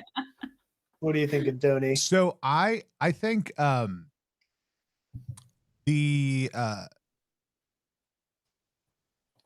like there is a the Crucible, like the local Crucible has a series of like small outcroppings that each do something a little bit different. But the furthest one out, if you've been able to kind of I think, you know, do a couple different specific things to kind of pass these initial tests that they have the kids do now. The last one that opens up is this shimmering like portal between two like big metal outcroppings, like energy kind of that whips back and forth between them. And I think the legend like went through them. And it hasn't opened. Like every once in a while the people will like hear like this buzzing and smell this ozone coming from out in the distance, but nobody has seen them since they went through that energy field. And so I don't know that we know where they are other than through that portal.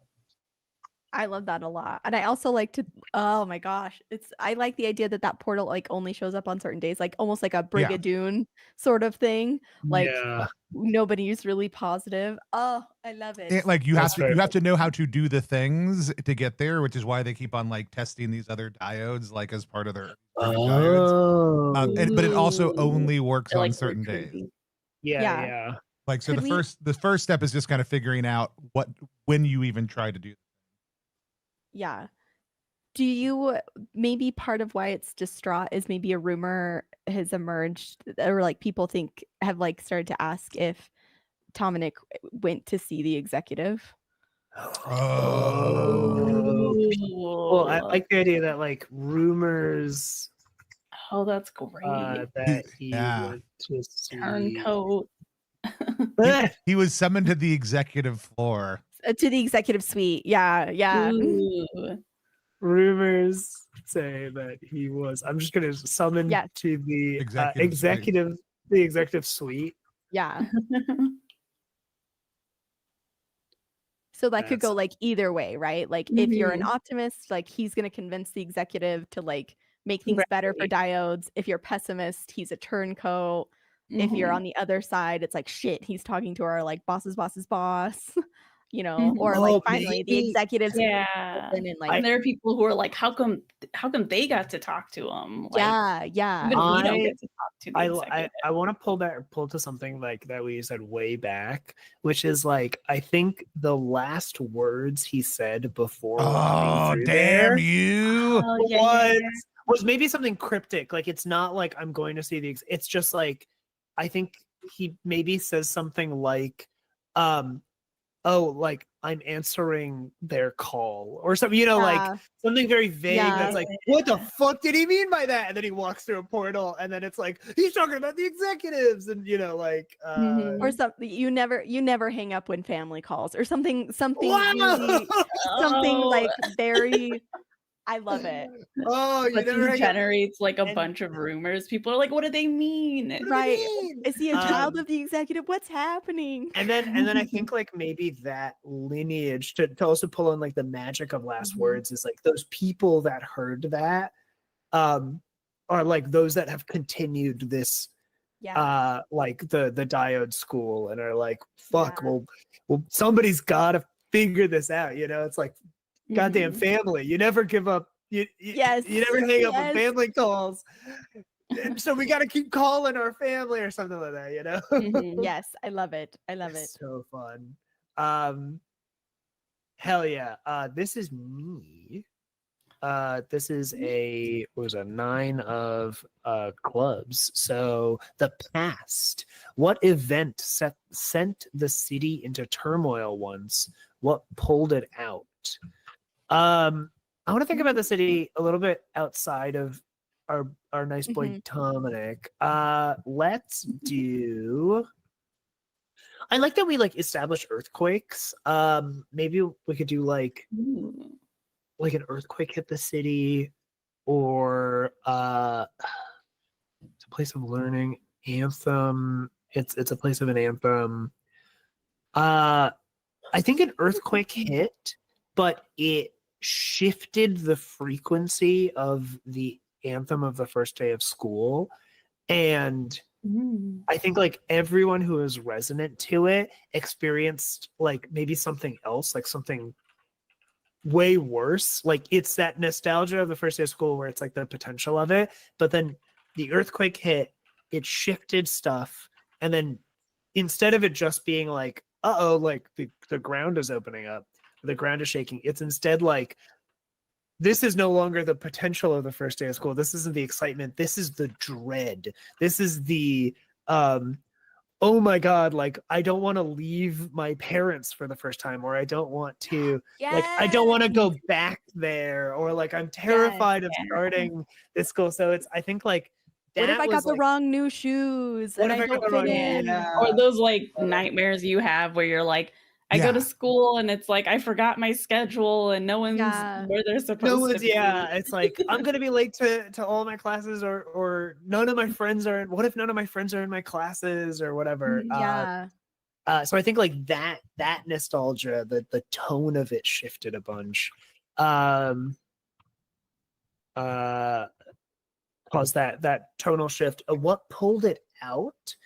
I am interested if people have an idea, to be honest. I like the idea of maybe I mean, we could bring the diodes back because they just seem like a fan favorite amongst us. But it could just be a community thing also. I think maybe it doesn't need to. Maybe it could be a like, again, to do with like listening. Like perhaps there was this like,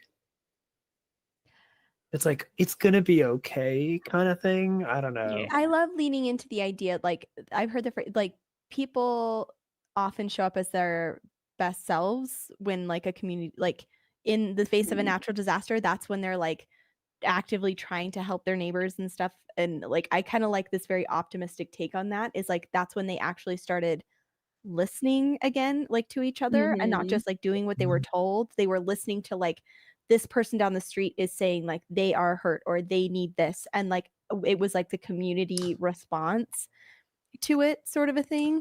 And because of that, they were able to like, it's almost like there was also this group experience because of that. Like it kind of all came together. I do. Yeah, I love like the idea that like folks who were here were just kind of giving into the, like the nostalgia of the anthem, right? And that's what had drawn, and then like being like, holy shit, this fucking sucks now. And basically kind of like learning to listen to each other again, drown that out.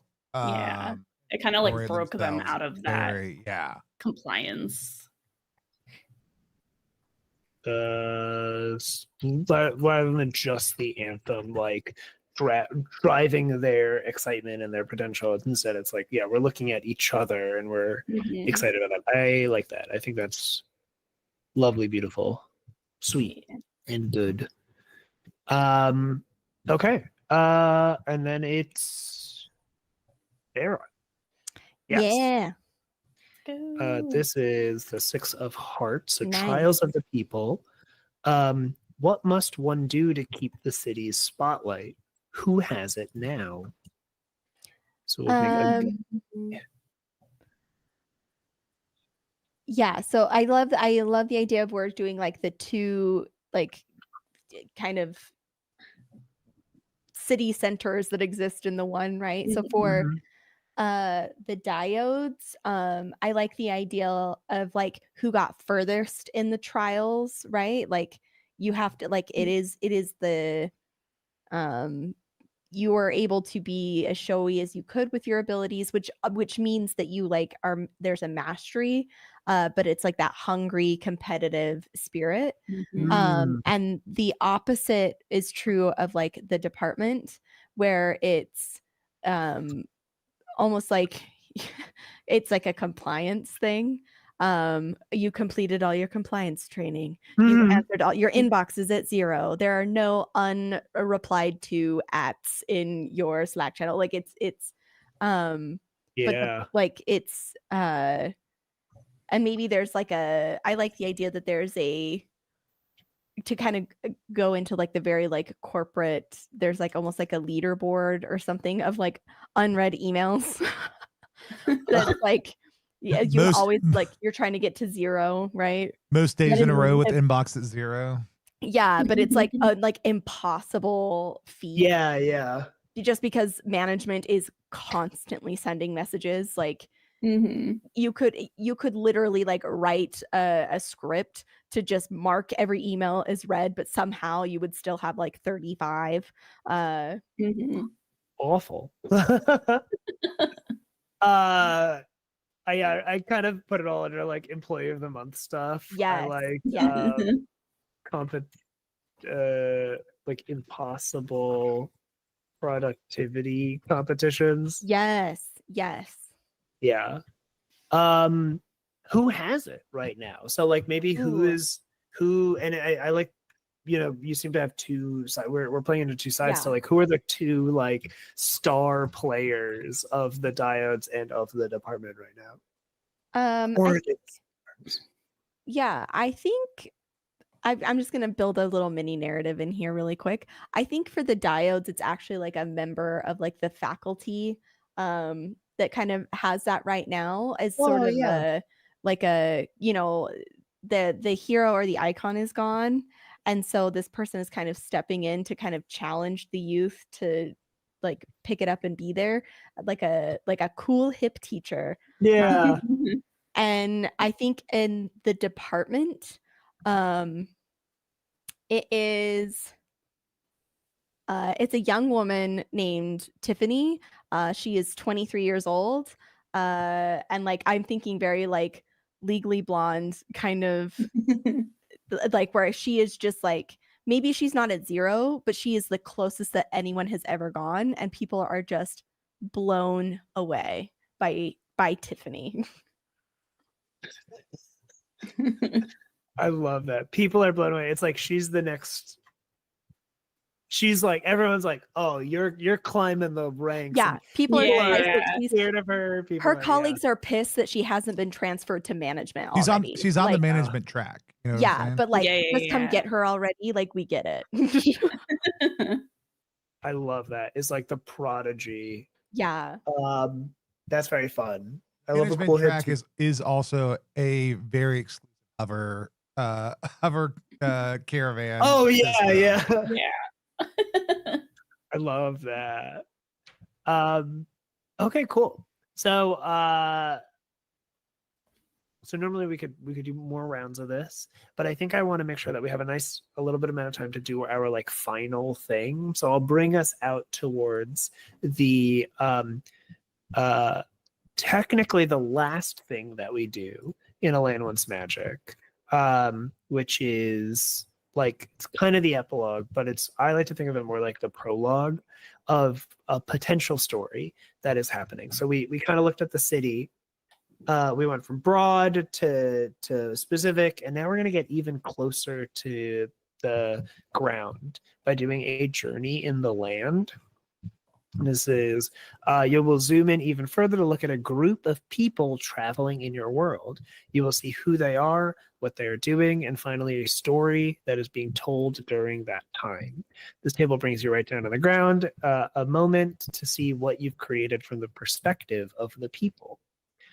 So here is our final table for A Journey in the Land. And and it's a 3-parter. And at the end of this, we'll do one final little thing that's not in the book right now.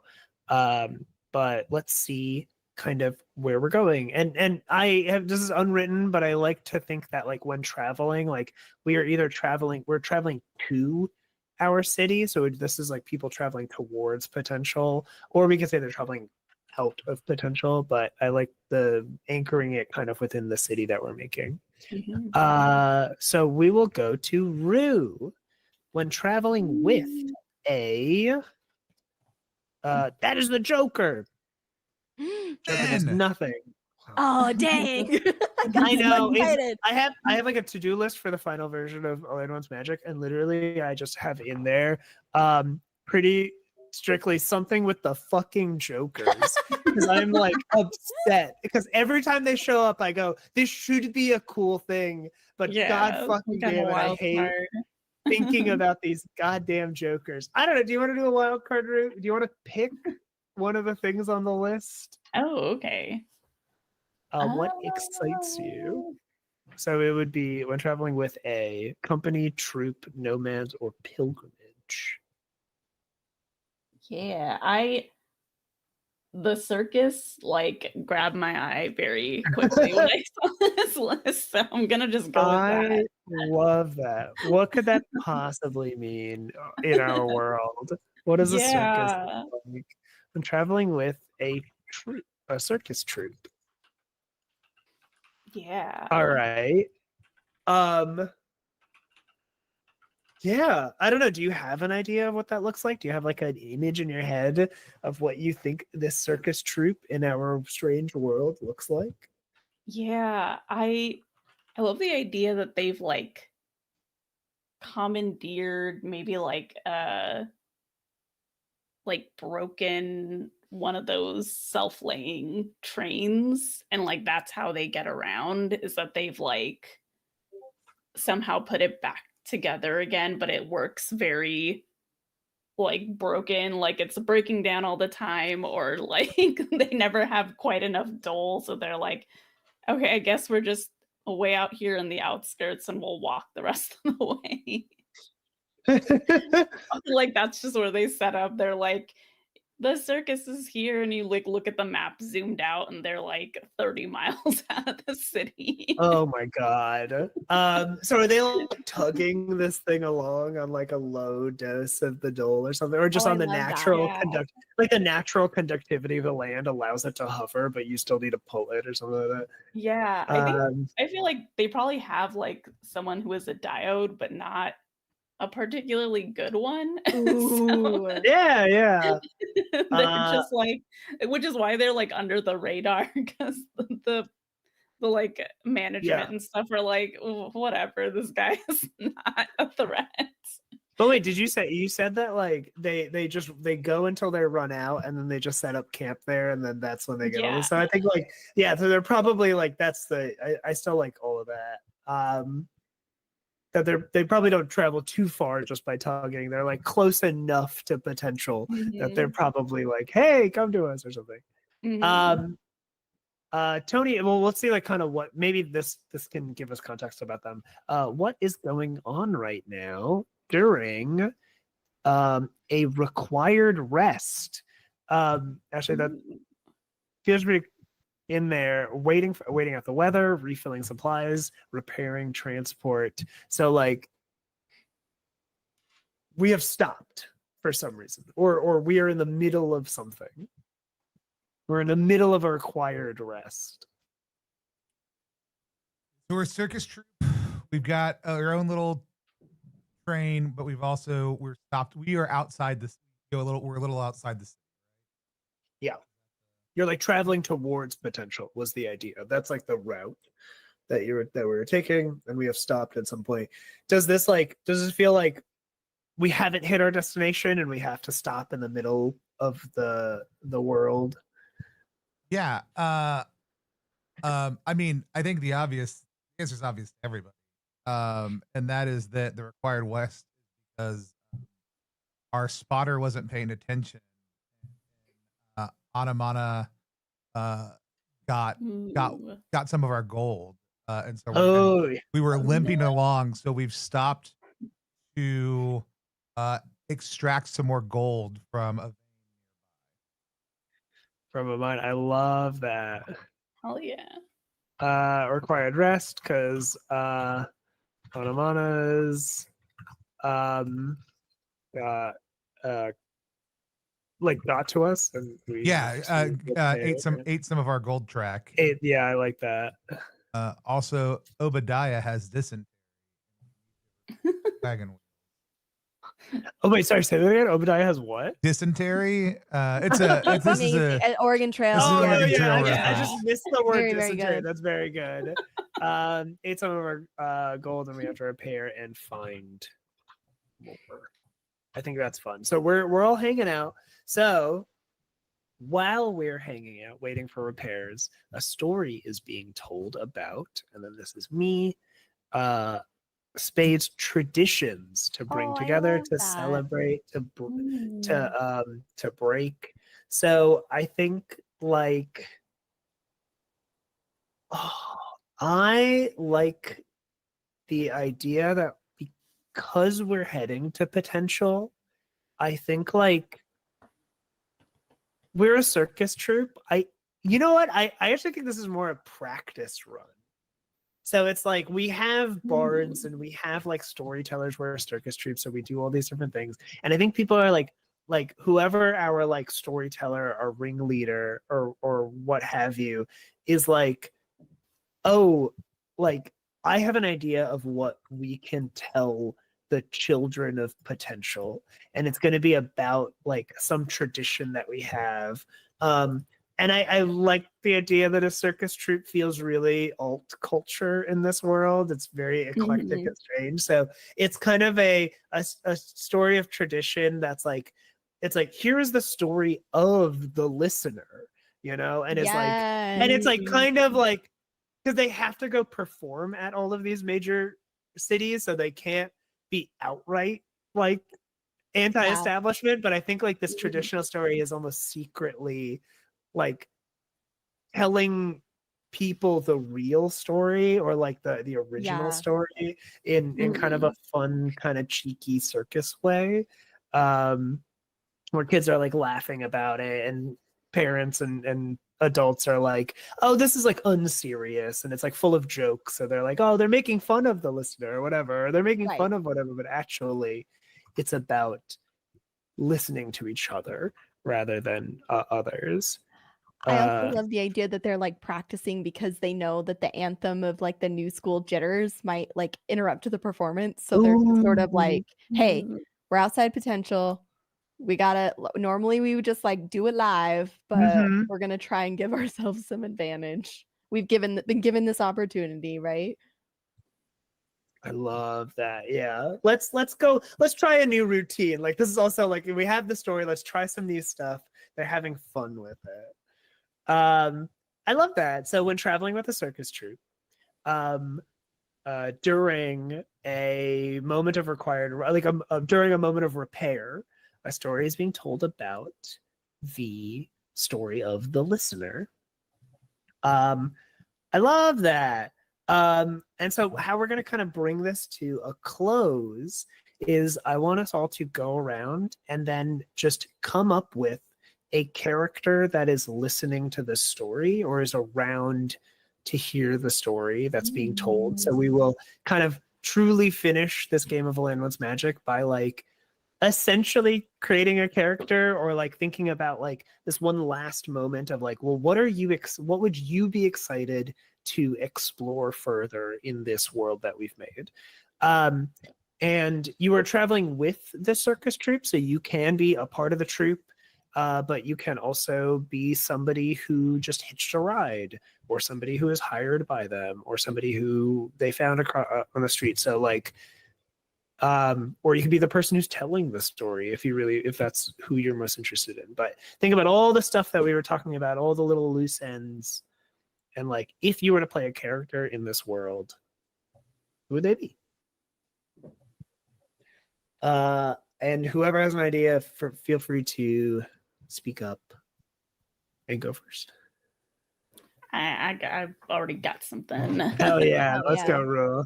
I think my character is someone who like had to hitch a ride with them. They had like also gotten on a transport that kind of got ran aground by the Anamanas, and so was just like, oh, okay, I guess I have to be on this. I think they are a student of the Department of Learning and Development, and so they were like visiting family, coming back into school. They've been there for a year, so they are very bought into the idea of the management and the hierarchy. Ooh.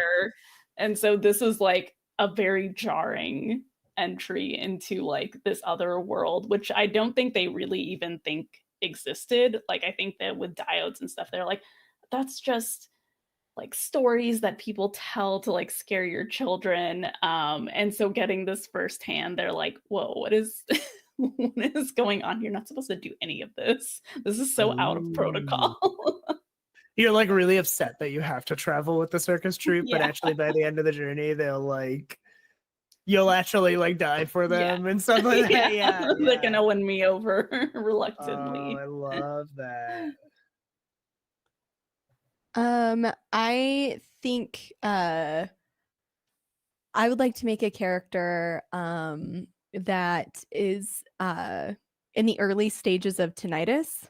So their hearing is actually starting to go, and they're heading to potential to see if there's, either the department has something that can like help either slow or reverse the effects, or like meet with the diodes as an act of desperation. But I also think that this person is also like, as the tinnitus has started to impact, they're starting to feel the frequencies more like through their body. And so it's connecting with this evolving dole in a different way. So it's kind of like this person is conflicted about what it all means, is because their particular experience is like shifting as the dole is. And like they are with the circus because like it passed through their town or something, and they figured, this was the opportunity that presented itself, and they kind of like, similar to Rue's character, is like kind of hitching a ride. And I also like the name, like being like solder, like a soldering iron. Oh, that's fun. So that's what I would do. That's great. Tony, do you have a character? Yeah. I think Quill was raised in the circus. His parents are two of the bards. They when they were younger, they were like like always the romantic leads. Like they were both very, good looking. Now they've just kind of aged, and they are having a hard time kind of letting go of that prime spot, and have had to start actually playing parents. And so there's a little bit of like they oftentimes talk about how they essentially don't want to be parents, and while they are mostly talking about the play, like it's very hard to be their child, and he'll hear that. And so I think Quill is like growing up in circus life, has done a little bit of everything, like is very much just like a hand at this point in time, doesn't actually like really gravitate to any of the performing roles, like really prefers to be behind the scenes. I think when they stop for the required arrest, Quill's out looking with everybody else. Can I make a big swing, or you'll go if I make a big swing? Let's get big with it. I think we see Quill kind of just wandering like further away from everybody else. Like there's scenes of other stuff happening back at the camp, and he's just kind of very obviously wandering further away. And they make their over the hill, and in front of them they see these two metal like towers sticking up from the ground. And all of a sudden a old man in a child's clothes falls out of it with long hair, lands on the ground and says, "We've been put on a pip." What? and then Amazing. passes away while Quill holds them, meaning that Quill heard the last words of Dominic Toretto. That's Yeah, and it was we were that's put on a incredible. pip. I We're put on a can't. pip. Uh, That's a corporate thing, right? it's That's a like it's a what performance stand it's a performance improvement plan. That's what it is. Yeah. Yeah, and it is It's like a sign. It should not be, but it is a very obvious sign in most corporate culture that They you're are going to be trying to terminated. fire you. Yeah, and so good pips are actually just about helping people get better. Most pips are about firing people. Gotcha. Oh man, I love that. Okay, so you're like a child of the circus who heard the final last words of Dominic Toretto. Yeah. And the I love ominous statement that we have been put on a pip. Yeah, we. Mhm. I love that. I love that so much. Wow, that's so funny. I'm kind of tied between two character ideas actually. I think my first one is just I want to be the guy who failed being who failed searching for the onomatas. Like I'm the guy who kind of fucked up. And so I'm just like, that's my profession. Like maybe I am a part of the circus. I'm like a juggler, but then I'm also supposed to be on lookout, and I just really fucked that up. I think that's a funny character to be. But I also like, but if I were to pick something from the world that we didn't hone in on, but I would love to see some more of, is like a person whose job it is to retrieve the dole. And it feels like that's maybe something that the circus would keep, because it's like maybe a universal role. It's kind of like we kind of have conductors, but I feel like that's like for anthems. This is like maybe a similar role to the conductor, where it's like I know how to handle the dole. I am the one that retrieves it from other people and then can plug it into things. And so it's not exactly a diode, like it's kind of a diode, but within the confines of I'm like genuinely like an electrician and stuff like that. Right? Yeah. Like I think that character might be more interesting. Just to I mean, it could all be all in the same too. I could be the electrician who fucked up and didn't look out for the thing. I love it, though. Yeah. Maybe the regular lookout guy was like, just all you have to do is like look and see. It's really easy. I just need to go do something. And it was not actually that easy. It was not that easy. You're like, I can't see anything actually. They're like, just look for holes in rocks. And I'm like, the whole world is holes in rocks. What do you mean? All right. Well, that was our land. That was once magic. Yes. Or I guess in our case is evolving magic, is now strange worse magic. Not worse negative, but worse different. Yeah.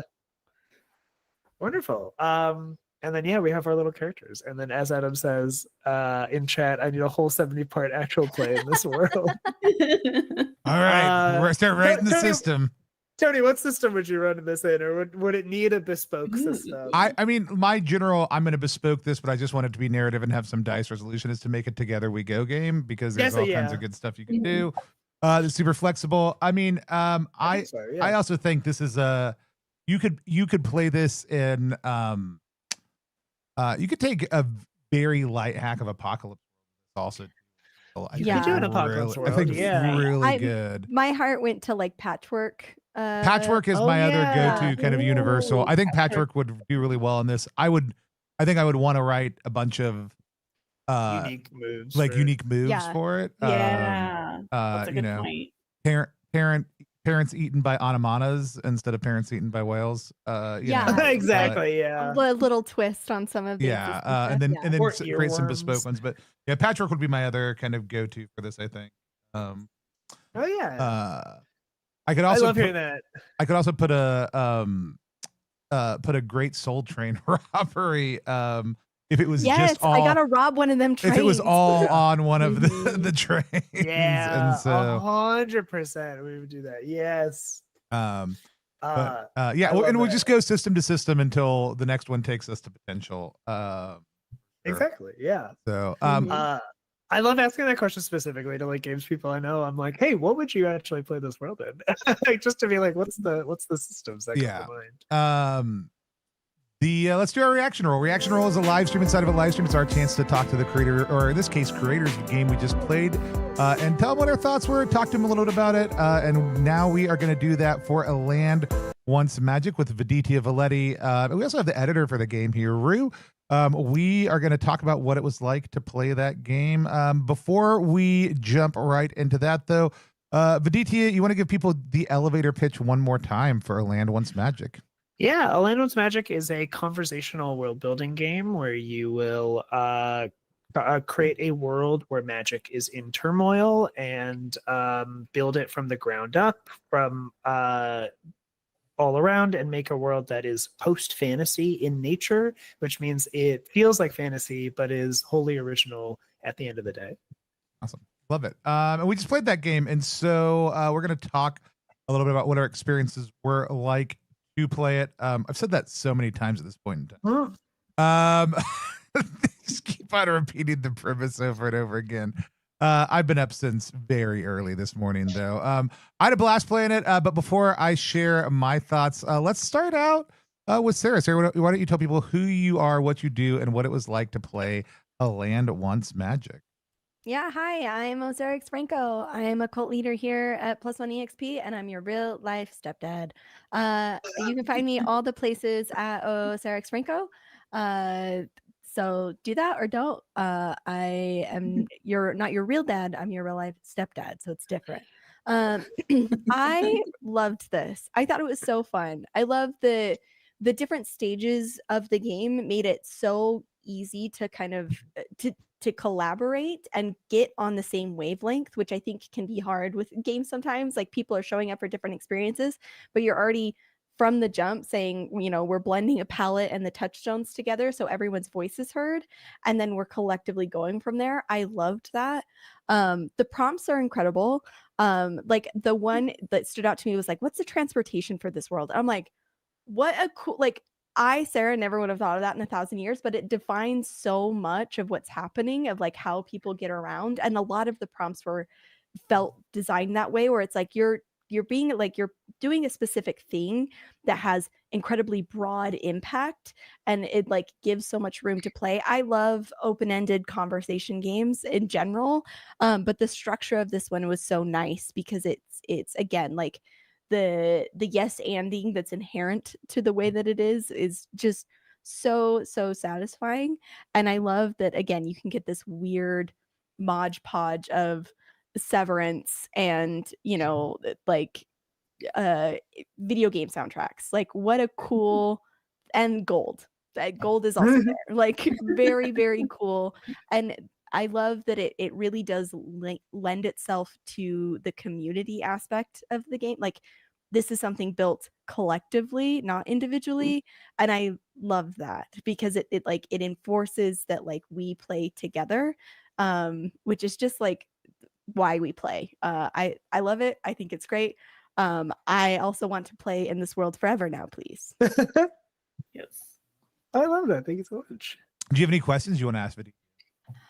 Oh gosh, how long did it take you to come up with all of these different prompts? So I feel like that would be the hardest thing. I mean, that's actually a really good question. A Land Once Magic, the journey of it as a designer is fun for me because the initial like two tables, so like a legend and then the world table. I have a game called Space Between Stars, which is a space opera game that has a world building section right up front. It has like a session 0, and you essentially do a very shorter version of A Land Once Magic, but for space opera. Oh, very cool. And then you play a GM-less game in it. So that has like a GM-less system that's attached to it. And so I kind of just took a bit of those questions that started as like, here's the sci-fi question. And then I was like, well, what's the fantasy version of that? Yeah. But then like it actually, these questions have taken several years actually, because it's kind of easy to, I think, well, for me at least, I found it fun and easy to throw down questions to be like, this would be interesting and this would be a fun thing to do. Yeah. But Orlando's Magic is actually, I think, surprisingly, at least to me, very play tested, and like each of these questions have seen a lot of play. And so every time I play it, I go, this needs to be tweaked, or that this verbiage is just a little awkward, or I don't like how like this thing moves into that. So it's taken a long time to write these questions actually, as like they've shifted and changed, or I notice that there's kind of a gap. I'm like, oh, I kind of like don't have a question about this, and I'm trying to remember if there's one exactly about that, like kind of like the the is there a common language and is there a way to communicate long distances? We never answered that question. Right. But to me, that was initially like two separate questions, and then I never really had anything about like communication. And I realized that I really liked talking about communication as a world building thing. Yeah. Or it showed up in a game. Like some other question led to us having this really interesting conversation about how people send like messages, and I was like, that actually should be a core question. Like I want that to be something that could potentially be talked about every time. So like that's like the journey. Very It's cool. taken a lot of years and a lot of play testing for a prompt driven game, you know. Yeah, very cool. I have two more questions, one for you and then another one for Rue on like the editing side. But like TTRPGs are art. You can fight me wherever you want, right? Like you are creating an experience. you are like, I think when through the process of creating, you're inherently making a statement. What are you hoping people take away from A Land Once Magic? Like, what do you feel like you are saying with this game? So actually, so the real actual underlying theme of A Land Once Magic, I say it's a post fantasy game. I've recently recorded several podcasts for marketing reasons, and so they aren't out yet. But like each and every one of them are like, so what the fuck is post fantasy? And I've had to like talk about that. But actually, this game isn't necessarily about post fantasy or whatever. The art of it, the core thesis of The Land Once Magic. Hello, Little. It's a game about climate change. Like, hell yeah. Basically every world that I make that is made in A Land Once Magic in some way, shape, or form is a allegory for climate change. Like in our world, it's kind of like this.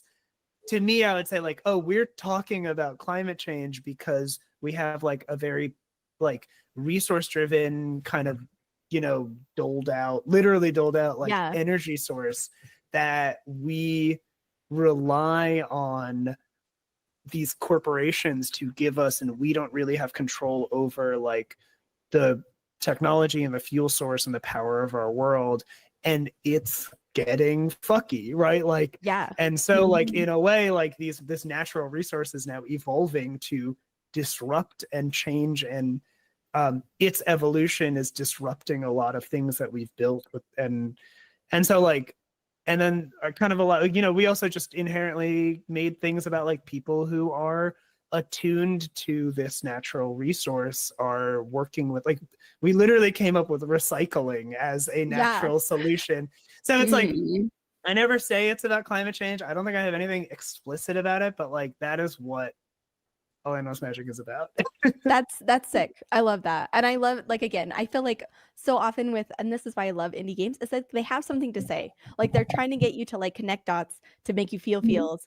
And I love being able to just be like, and this is what it's about. It's like you can also just have like a cool world with like weird dirt eels that like eat gold. But at the end of it. But I mean, also it's like, that's the whole thing is that the weird dirt eels with gold in it, we're just living their life, but then we made trains that fuck up their like biology, and now they start attacking us. That's climate change. You're like, you know, like that's humanity's impact on nature and all that stuff, you know. Yeah, love it. And then my last question, it's for you, Rue. Like when you were editing this game, like so you've seen the game more closely than most folks, right? Like in a first version, second version, all the different times that you've like touched it. What's something that has been there like from the first time that you saw it that's still here now that like excites you as someone in in the game design space? Yeah. I'll be honest, I am being pulled in as an editor kind of in the final process Gotcha. of Yeah. the game, but I have seen other Mm-hmm. iterations of this game. Rue's been a part of the process of making this game, yeah. Just of like play unofficially. testing and Yeah. asking questions. Yeah, and sorry, what was the last part of your question? Just what did you like, you as you're seeing these different iterations, what's something that's continued to like be there that like really excites you about this game in particular?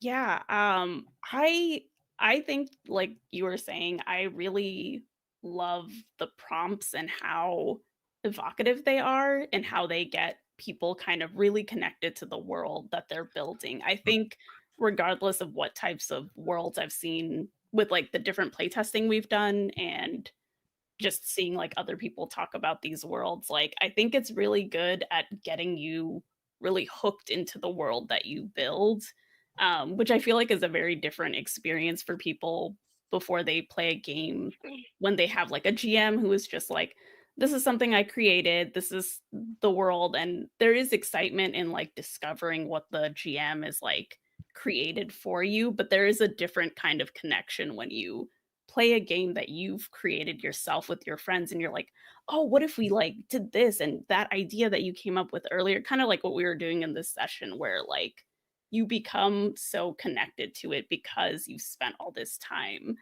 you know, connecting these dots that you hadn't thought of connecting beforehand. Like I definitely at the end of this, I'm like, yeah, I want to play in this world and I want to play in it because I had a hand in creating different parts of it. And I saw the excitement of people, you know, creating different worlds and like creating the anthems or the, you know, the conductors, etc. Yeah. I love that point of like you're creating a world that you can be invested in, right? Like, and it's so much less intimidating than like picking up a different game where it's like, and here's this like thick book of lore, and maybe the GM has like pulled out these things. Like those games absolutely have their place, and like it's a very different experience. But what I love about this is that like the GM can now also take that and go like steps further, but everybody's like starting on a similar page to be like, this is, we all understand and acknowledge, but because the exercise was together, like that intrinsic sense of community, I think is really special. Yeah, and that kind of, at least for me, has been more of my experience in playing games, and I think that just is with the group of people like me and Vid have done a lot of games. We did a lot of streamed games, and a lot of them, almost every single one, I think we as a group created the world together to begin with. So it's, for me, it's often like weirder to come into a world that someone else has like dictated what's in it and I haven't had a hand in creating that world. I'm like, oh, okay.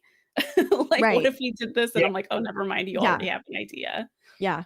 Does Chili's exist in this world, or do I need a different place to meet up with my coworkers for drinks? Right? Like we've like literally, I mean, the Dairy Queen has found its way to basically every so many. And so Rue and I, we have a Dairy Queen in anywhere that we could possibly have it in, except for our like weird middle fantasy kind of epic. We couldn't. There's time. The Dairy Queen. The Dairy Queen was literally just the queen of the Southlands that were rich in cows. I think we must have made a joke about that in there, but otherwise we absolutely are just going to play. Yeah. I would say that's like a big thing about this is like just all the games that I've played with Rue and like all of those kind of smaller campaigns fully are like, I want this to feel like it's helped build out a like, this is a game that's kind of built to emulate that experience that I love so much. Yeah. I think that's like why we play games. And I think it's really like what's powerful about games like this is it cuts to the heart of it, instead of it, you know, playing for 6 months and then like you build the group lore and you're like, oh, we've got it. Like you start there. And I think it just like accelerates that creative energy and like the fun of it all. Right. Like that I love the understanding like this is play. I don't know. I get really excited about those kinds of things. So it's super sick. Well done. Yay. Awesome. Rue, what was it like for you to play? And if you want to tell people about where to find you, also do that. Yeah, I'm Rue again. You can find me. I'm gonna just drop my little link because that has the link to everything. My little card. I write, design. Drop it in Discord and... so I can put it in because you Oh, can't. yes, I will do that. I was gonna It got ask. I was a- like, I know some folks don't have links super easy to get through. It's literally easier for me to just drop it in than to go in and add the. Yeah. That makes sense.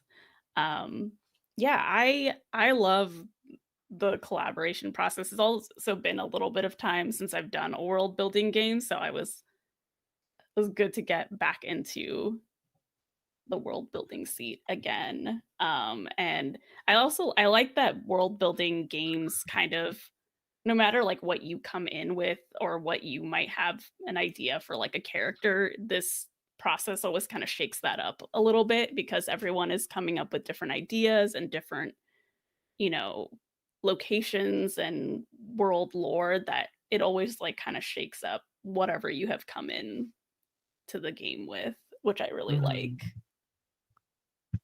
Awesome. Did you have any questions you want to ask Viditya or us for that matter?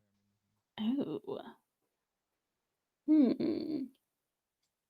I guess for the whole table, have you played other world building games, and how does this compare to that if you have?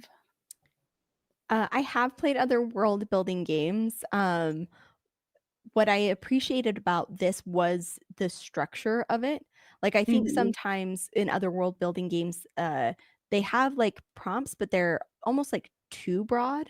And like, it's hard to cut. They don't necessarily like flow well from one to another. Where it's sort of like, okay, this person is really building out this whole entire section, and like, of course, like people are able to chime in. What I love about this is because you can like layer turn upon turn with like just like a flip of a card. It feels much more like contained and timed. That it helps. Like, I would feel really comfortable like bringing somebody who's never world built or done anything this game, because it's so evocative and so like you just have to finish this sentence, versus some others that are like, define the first 100 years of this world. Like that is such a huge ask, right? And this is just very like, no, literally just like finish the sentence. And even like with the given prompts, like you could just go with what is already on there and just have a kick-ass world from the jump without bringing any like new ideas to the table. And so I really like that, and it stands out to me in that way. I have played a handful of world building games. No, I've played a good amount. I really enjoy them. I think they're a lot of fun. Everything from like very bespoke things like Justicar, right? Like, which is like, it does have an act structure to it, but like is the best part about it is the world building that you get to do. To Quiet Year, which is one of my favorite games. And probably the one that I oftentimes mentally like hold other world building games up next to is Quiet Year. Just because I enjoy it. It does really distinctive things. The way that it intentionally fosters a very specific type of conversation and play, kind of some of the different structures in it, I think are all really interesting from a design standpoint, and I find satisfying. But that said, I still have critiques about it. Like, we just put out a game called The Conservatory that I think takes that model of the Quiet Year and does some really cool things by bookending it into telling the history of an arcane institution. But one of the things about this, and it's what I was going to talk about and kind of ask a question about, so I'll just judo this around a little bit. I think one of my favorite things about it, especially that has not been hit yet, is the palette and the touchstone. And my question in a second is going to be, did both of those things come about immediately? Were they later adds? And did one precede the other? Are going to kind of be, I want to hear a little bit about that from you in a second, Vid. But what they are doing is providing guidance. Like, there was a moment at which I was like, God damn it. Like, Adam in the chat is like, bring Dominic Doretto back as the whatever. And And I immediately was like, do I want to even bring that to Sarah's attention? And I did apparently want to. 'cause Listen, I do two things in every game. We make it about music and we make it about Dominic Toretto. That's it. But also, like in this game, it'd be easy. Like, and you set it up early, and I would have felt totally comfortable in a different setting, being like, oh, actually, like that's really not in our touchstones. Can we like not do that, right? Mhm. No, we didn't need to, and I think we still like because there's all the touchstones you name, and then there's all the touchstones that evolve. It's one of the reasons I love Sarah's design suggestion in chat so much for the jokers. Like the ability to name and formalize like an emerging touchstone could be a really cool idea for what the jokers do. But yeah, I like Quiet Year in the fall. People get bored and they just go gonzo.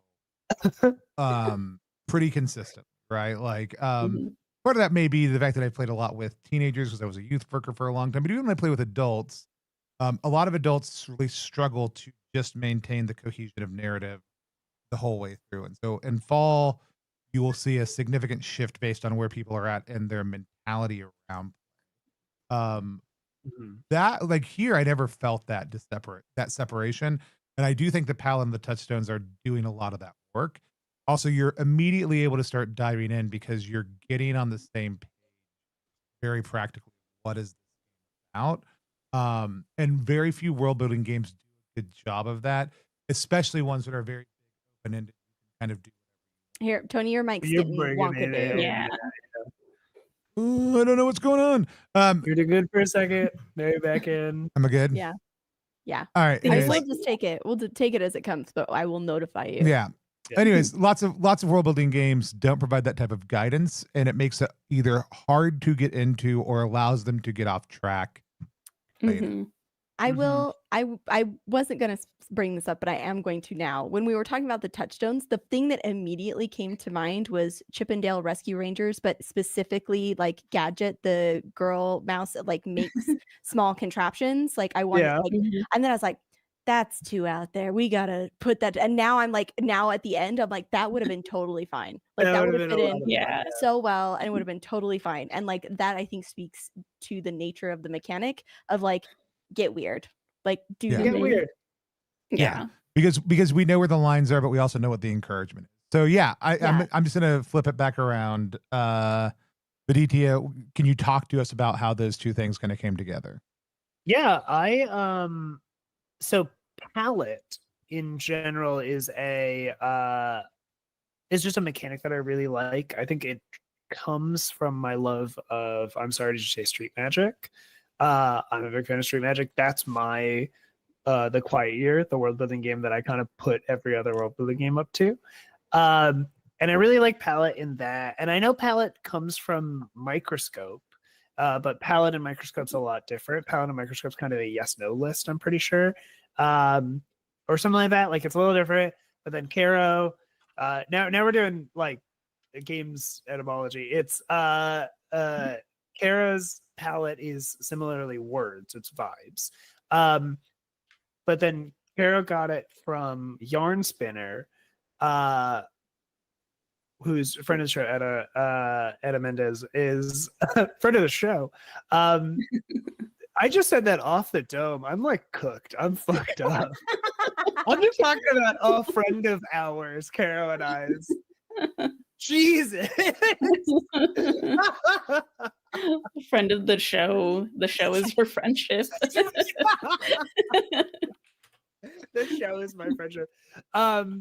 So and Yarn Spinner is also where like, because when I made palette, I like wrote out that list of stuff and I go, hey Caro, can I just steal your palette and maybe change it? And Caro just goes, yeah, sure, I just stole my palette from Yarn Spinner.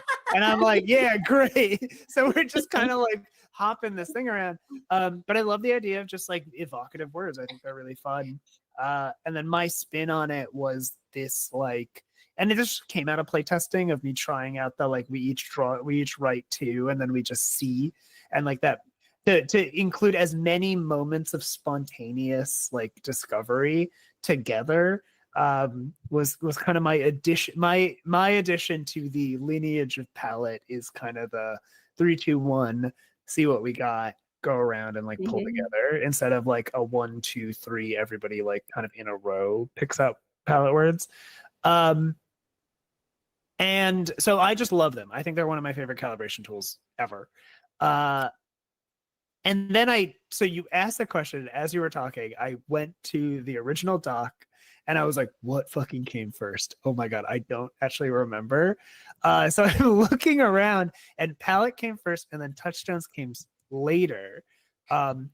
And I have dates to prove this. Touchstones came like a month later in the document at the very least. So I can't remember exactly when it was, but I think I think there was a moment where I did it in a playtest where, and it probably goes back to kind of like an answer I gave Sarah about like the prompts, where I think it must have happened, and this is like 2020 is how far back I had to go for this. It must have happened that like during some game we kept going, oh, like from this piece of media that we all really like, or like I'm pulling this as a reference, or I'm like looking at that. And I think just from play being like, you know, like we're already kind of talking about it and like being excited about what we like and what we're pulling from, I was like, let's just do that. You know, like let's just put that right at the top of what are we excited about right now? Like what is the thing that's coming to our brain? What do we want to pull from? And then I think that like not traditionally fantasy just pushes it even further, where it's like so many of these questions, I think without that, our worlds would feel a little samier to traditional fantasy. I don't necessarily know I have proof of that, but it's like a big feeling in my heart that like, because we said Severance, and I mean like it proves it in this thing, but because we said Severance, we're not answering these questions like with traditional fantasy in mind. We are thinking about it outside of it, and I think that just enough of that was really fun, and so it's a bit of like I wanted to push that, and just through playtesting I was like, no, that seems really fun, I want to codify it. It's interesting because it was one of my, I mean, obviously it's the beginning of a game, but I'm like, oh man, is this gonna feel hat on hat or not, right? And immediately as we start naming them and doing the process, it doesn't.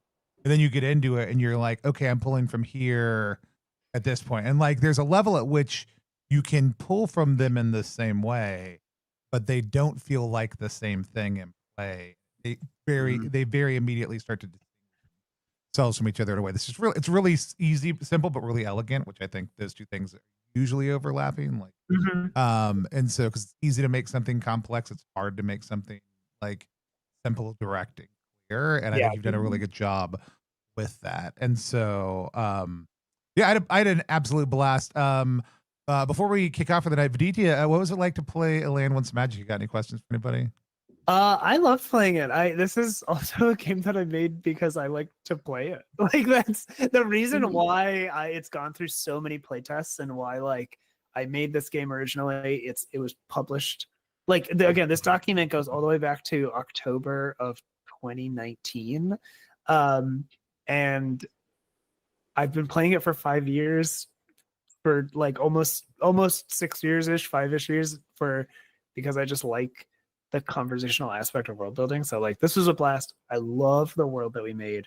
I'll even say like, you know, little peek back behind the curtain stuff, or like metrics that I keep in my brain, specifically with palette. I love knowing people's palette words, because I go, what palette words keep showing up a bunch? And melodious shows up a good amount.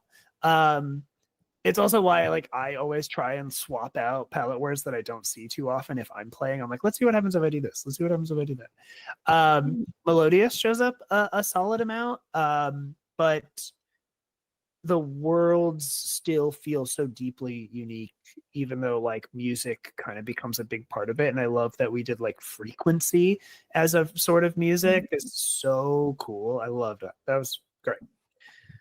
Do I have any questions for y'all? I truly, I don't know. I mean, y'all said some really lovely things and some really wonderfully encouraging stuff that already answered certain questions that I would have had.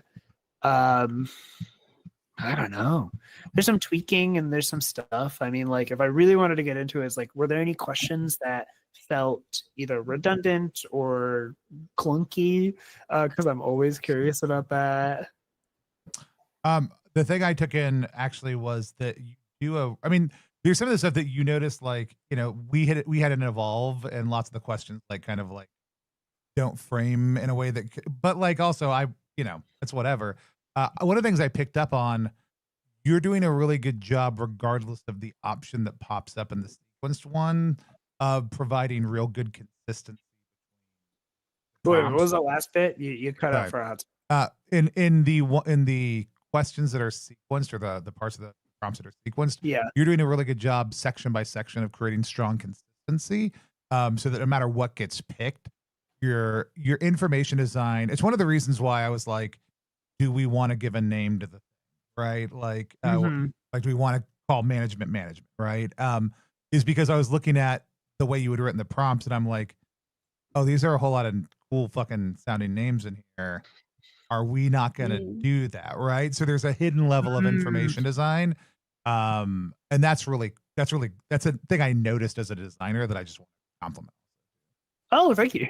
Yeah. I for some reason I thought this was gonna go, and I didn't like that. No, it's good. Oh, okay, Tony. I know, like, that's good, but okay, cool. And also, boo. And also, boo. Yeah, I also find that, like, I give little suggestions for things, and sometimes groups will just be like, I don't want to do any of that, and I love that it like gets things rolling, but it gets you to create a name, even though it's not one of the suggested names. I think it's also because a lot of my suggested names are like really out there, which I had fun coming up with, but I would also understand if not everyone wants to latch on to that. Is there anything you noticed? Again, like, nothing stood out to me as like like sharp edge or anything like that. Like, I think Tony's observation of some of them being more driven towards like, no, like, magic is gone. It's out of here. But like, that's such a minor thing for me because it still worked so well, like, with the understanding of like, oh yeah, we just got a different thing, like, we can phrase this differently. And so I thought it was great. Like, I no notes on the prompts themselves. Like, I'm really impressed, like, at how well they fit together and build off of each other in a way that they don't feel redundant. Like, in the land we got, it was the important natural landmark, and then like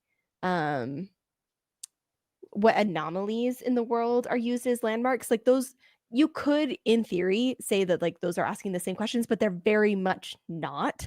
Like, and I like that they have a strong distinction about them where we're saying like, no, what's fucking weird, and then what is normal about the landscape itself.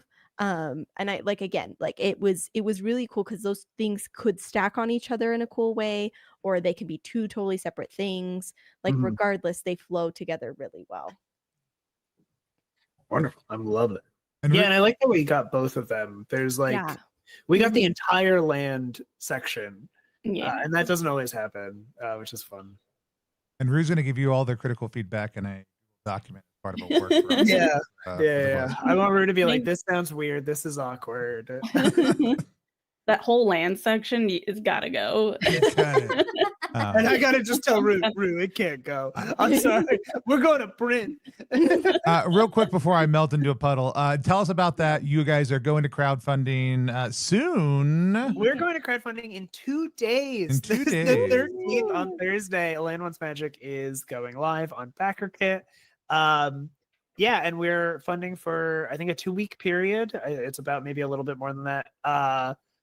For Pocketopia is also like kind of, we're part of a greater thing. So we have we're doing that. It'll be a small A6 book, pocket-sized book. I love an A6. Cargo pants. And you get and there's also a bag bundle, so if you want, like, you can spend a little bit more to get a bag that you put the book in, and also a little notebook that you can, kind of what we were doing here with all like the Miro board stuff, you can kind of use a notebook to jot all your ideas down.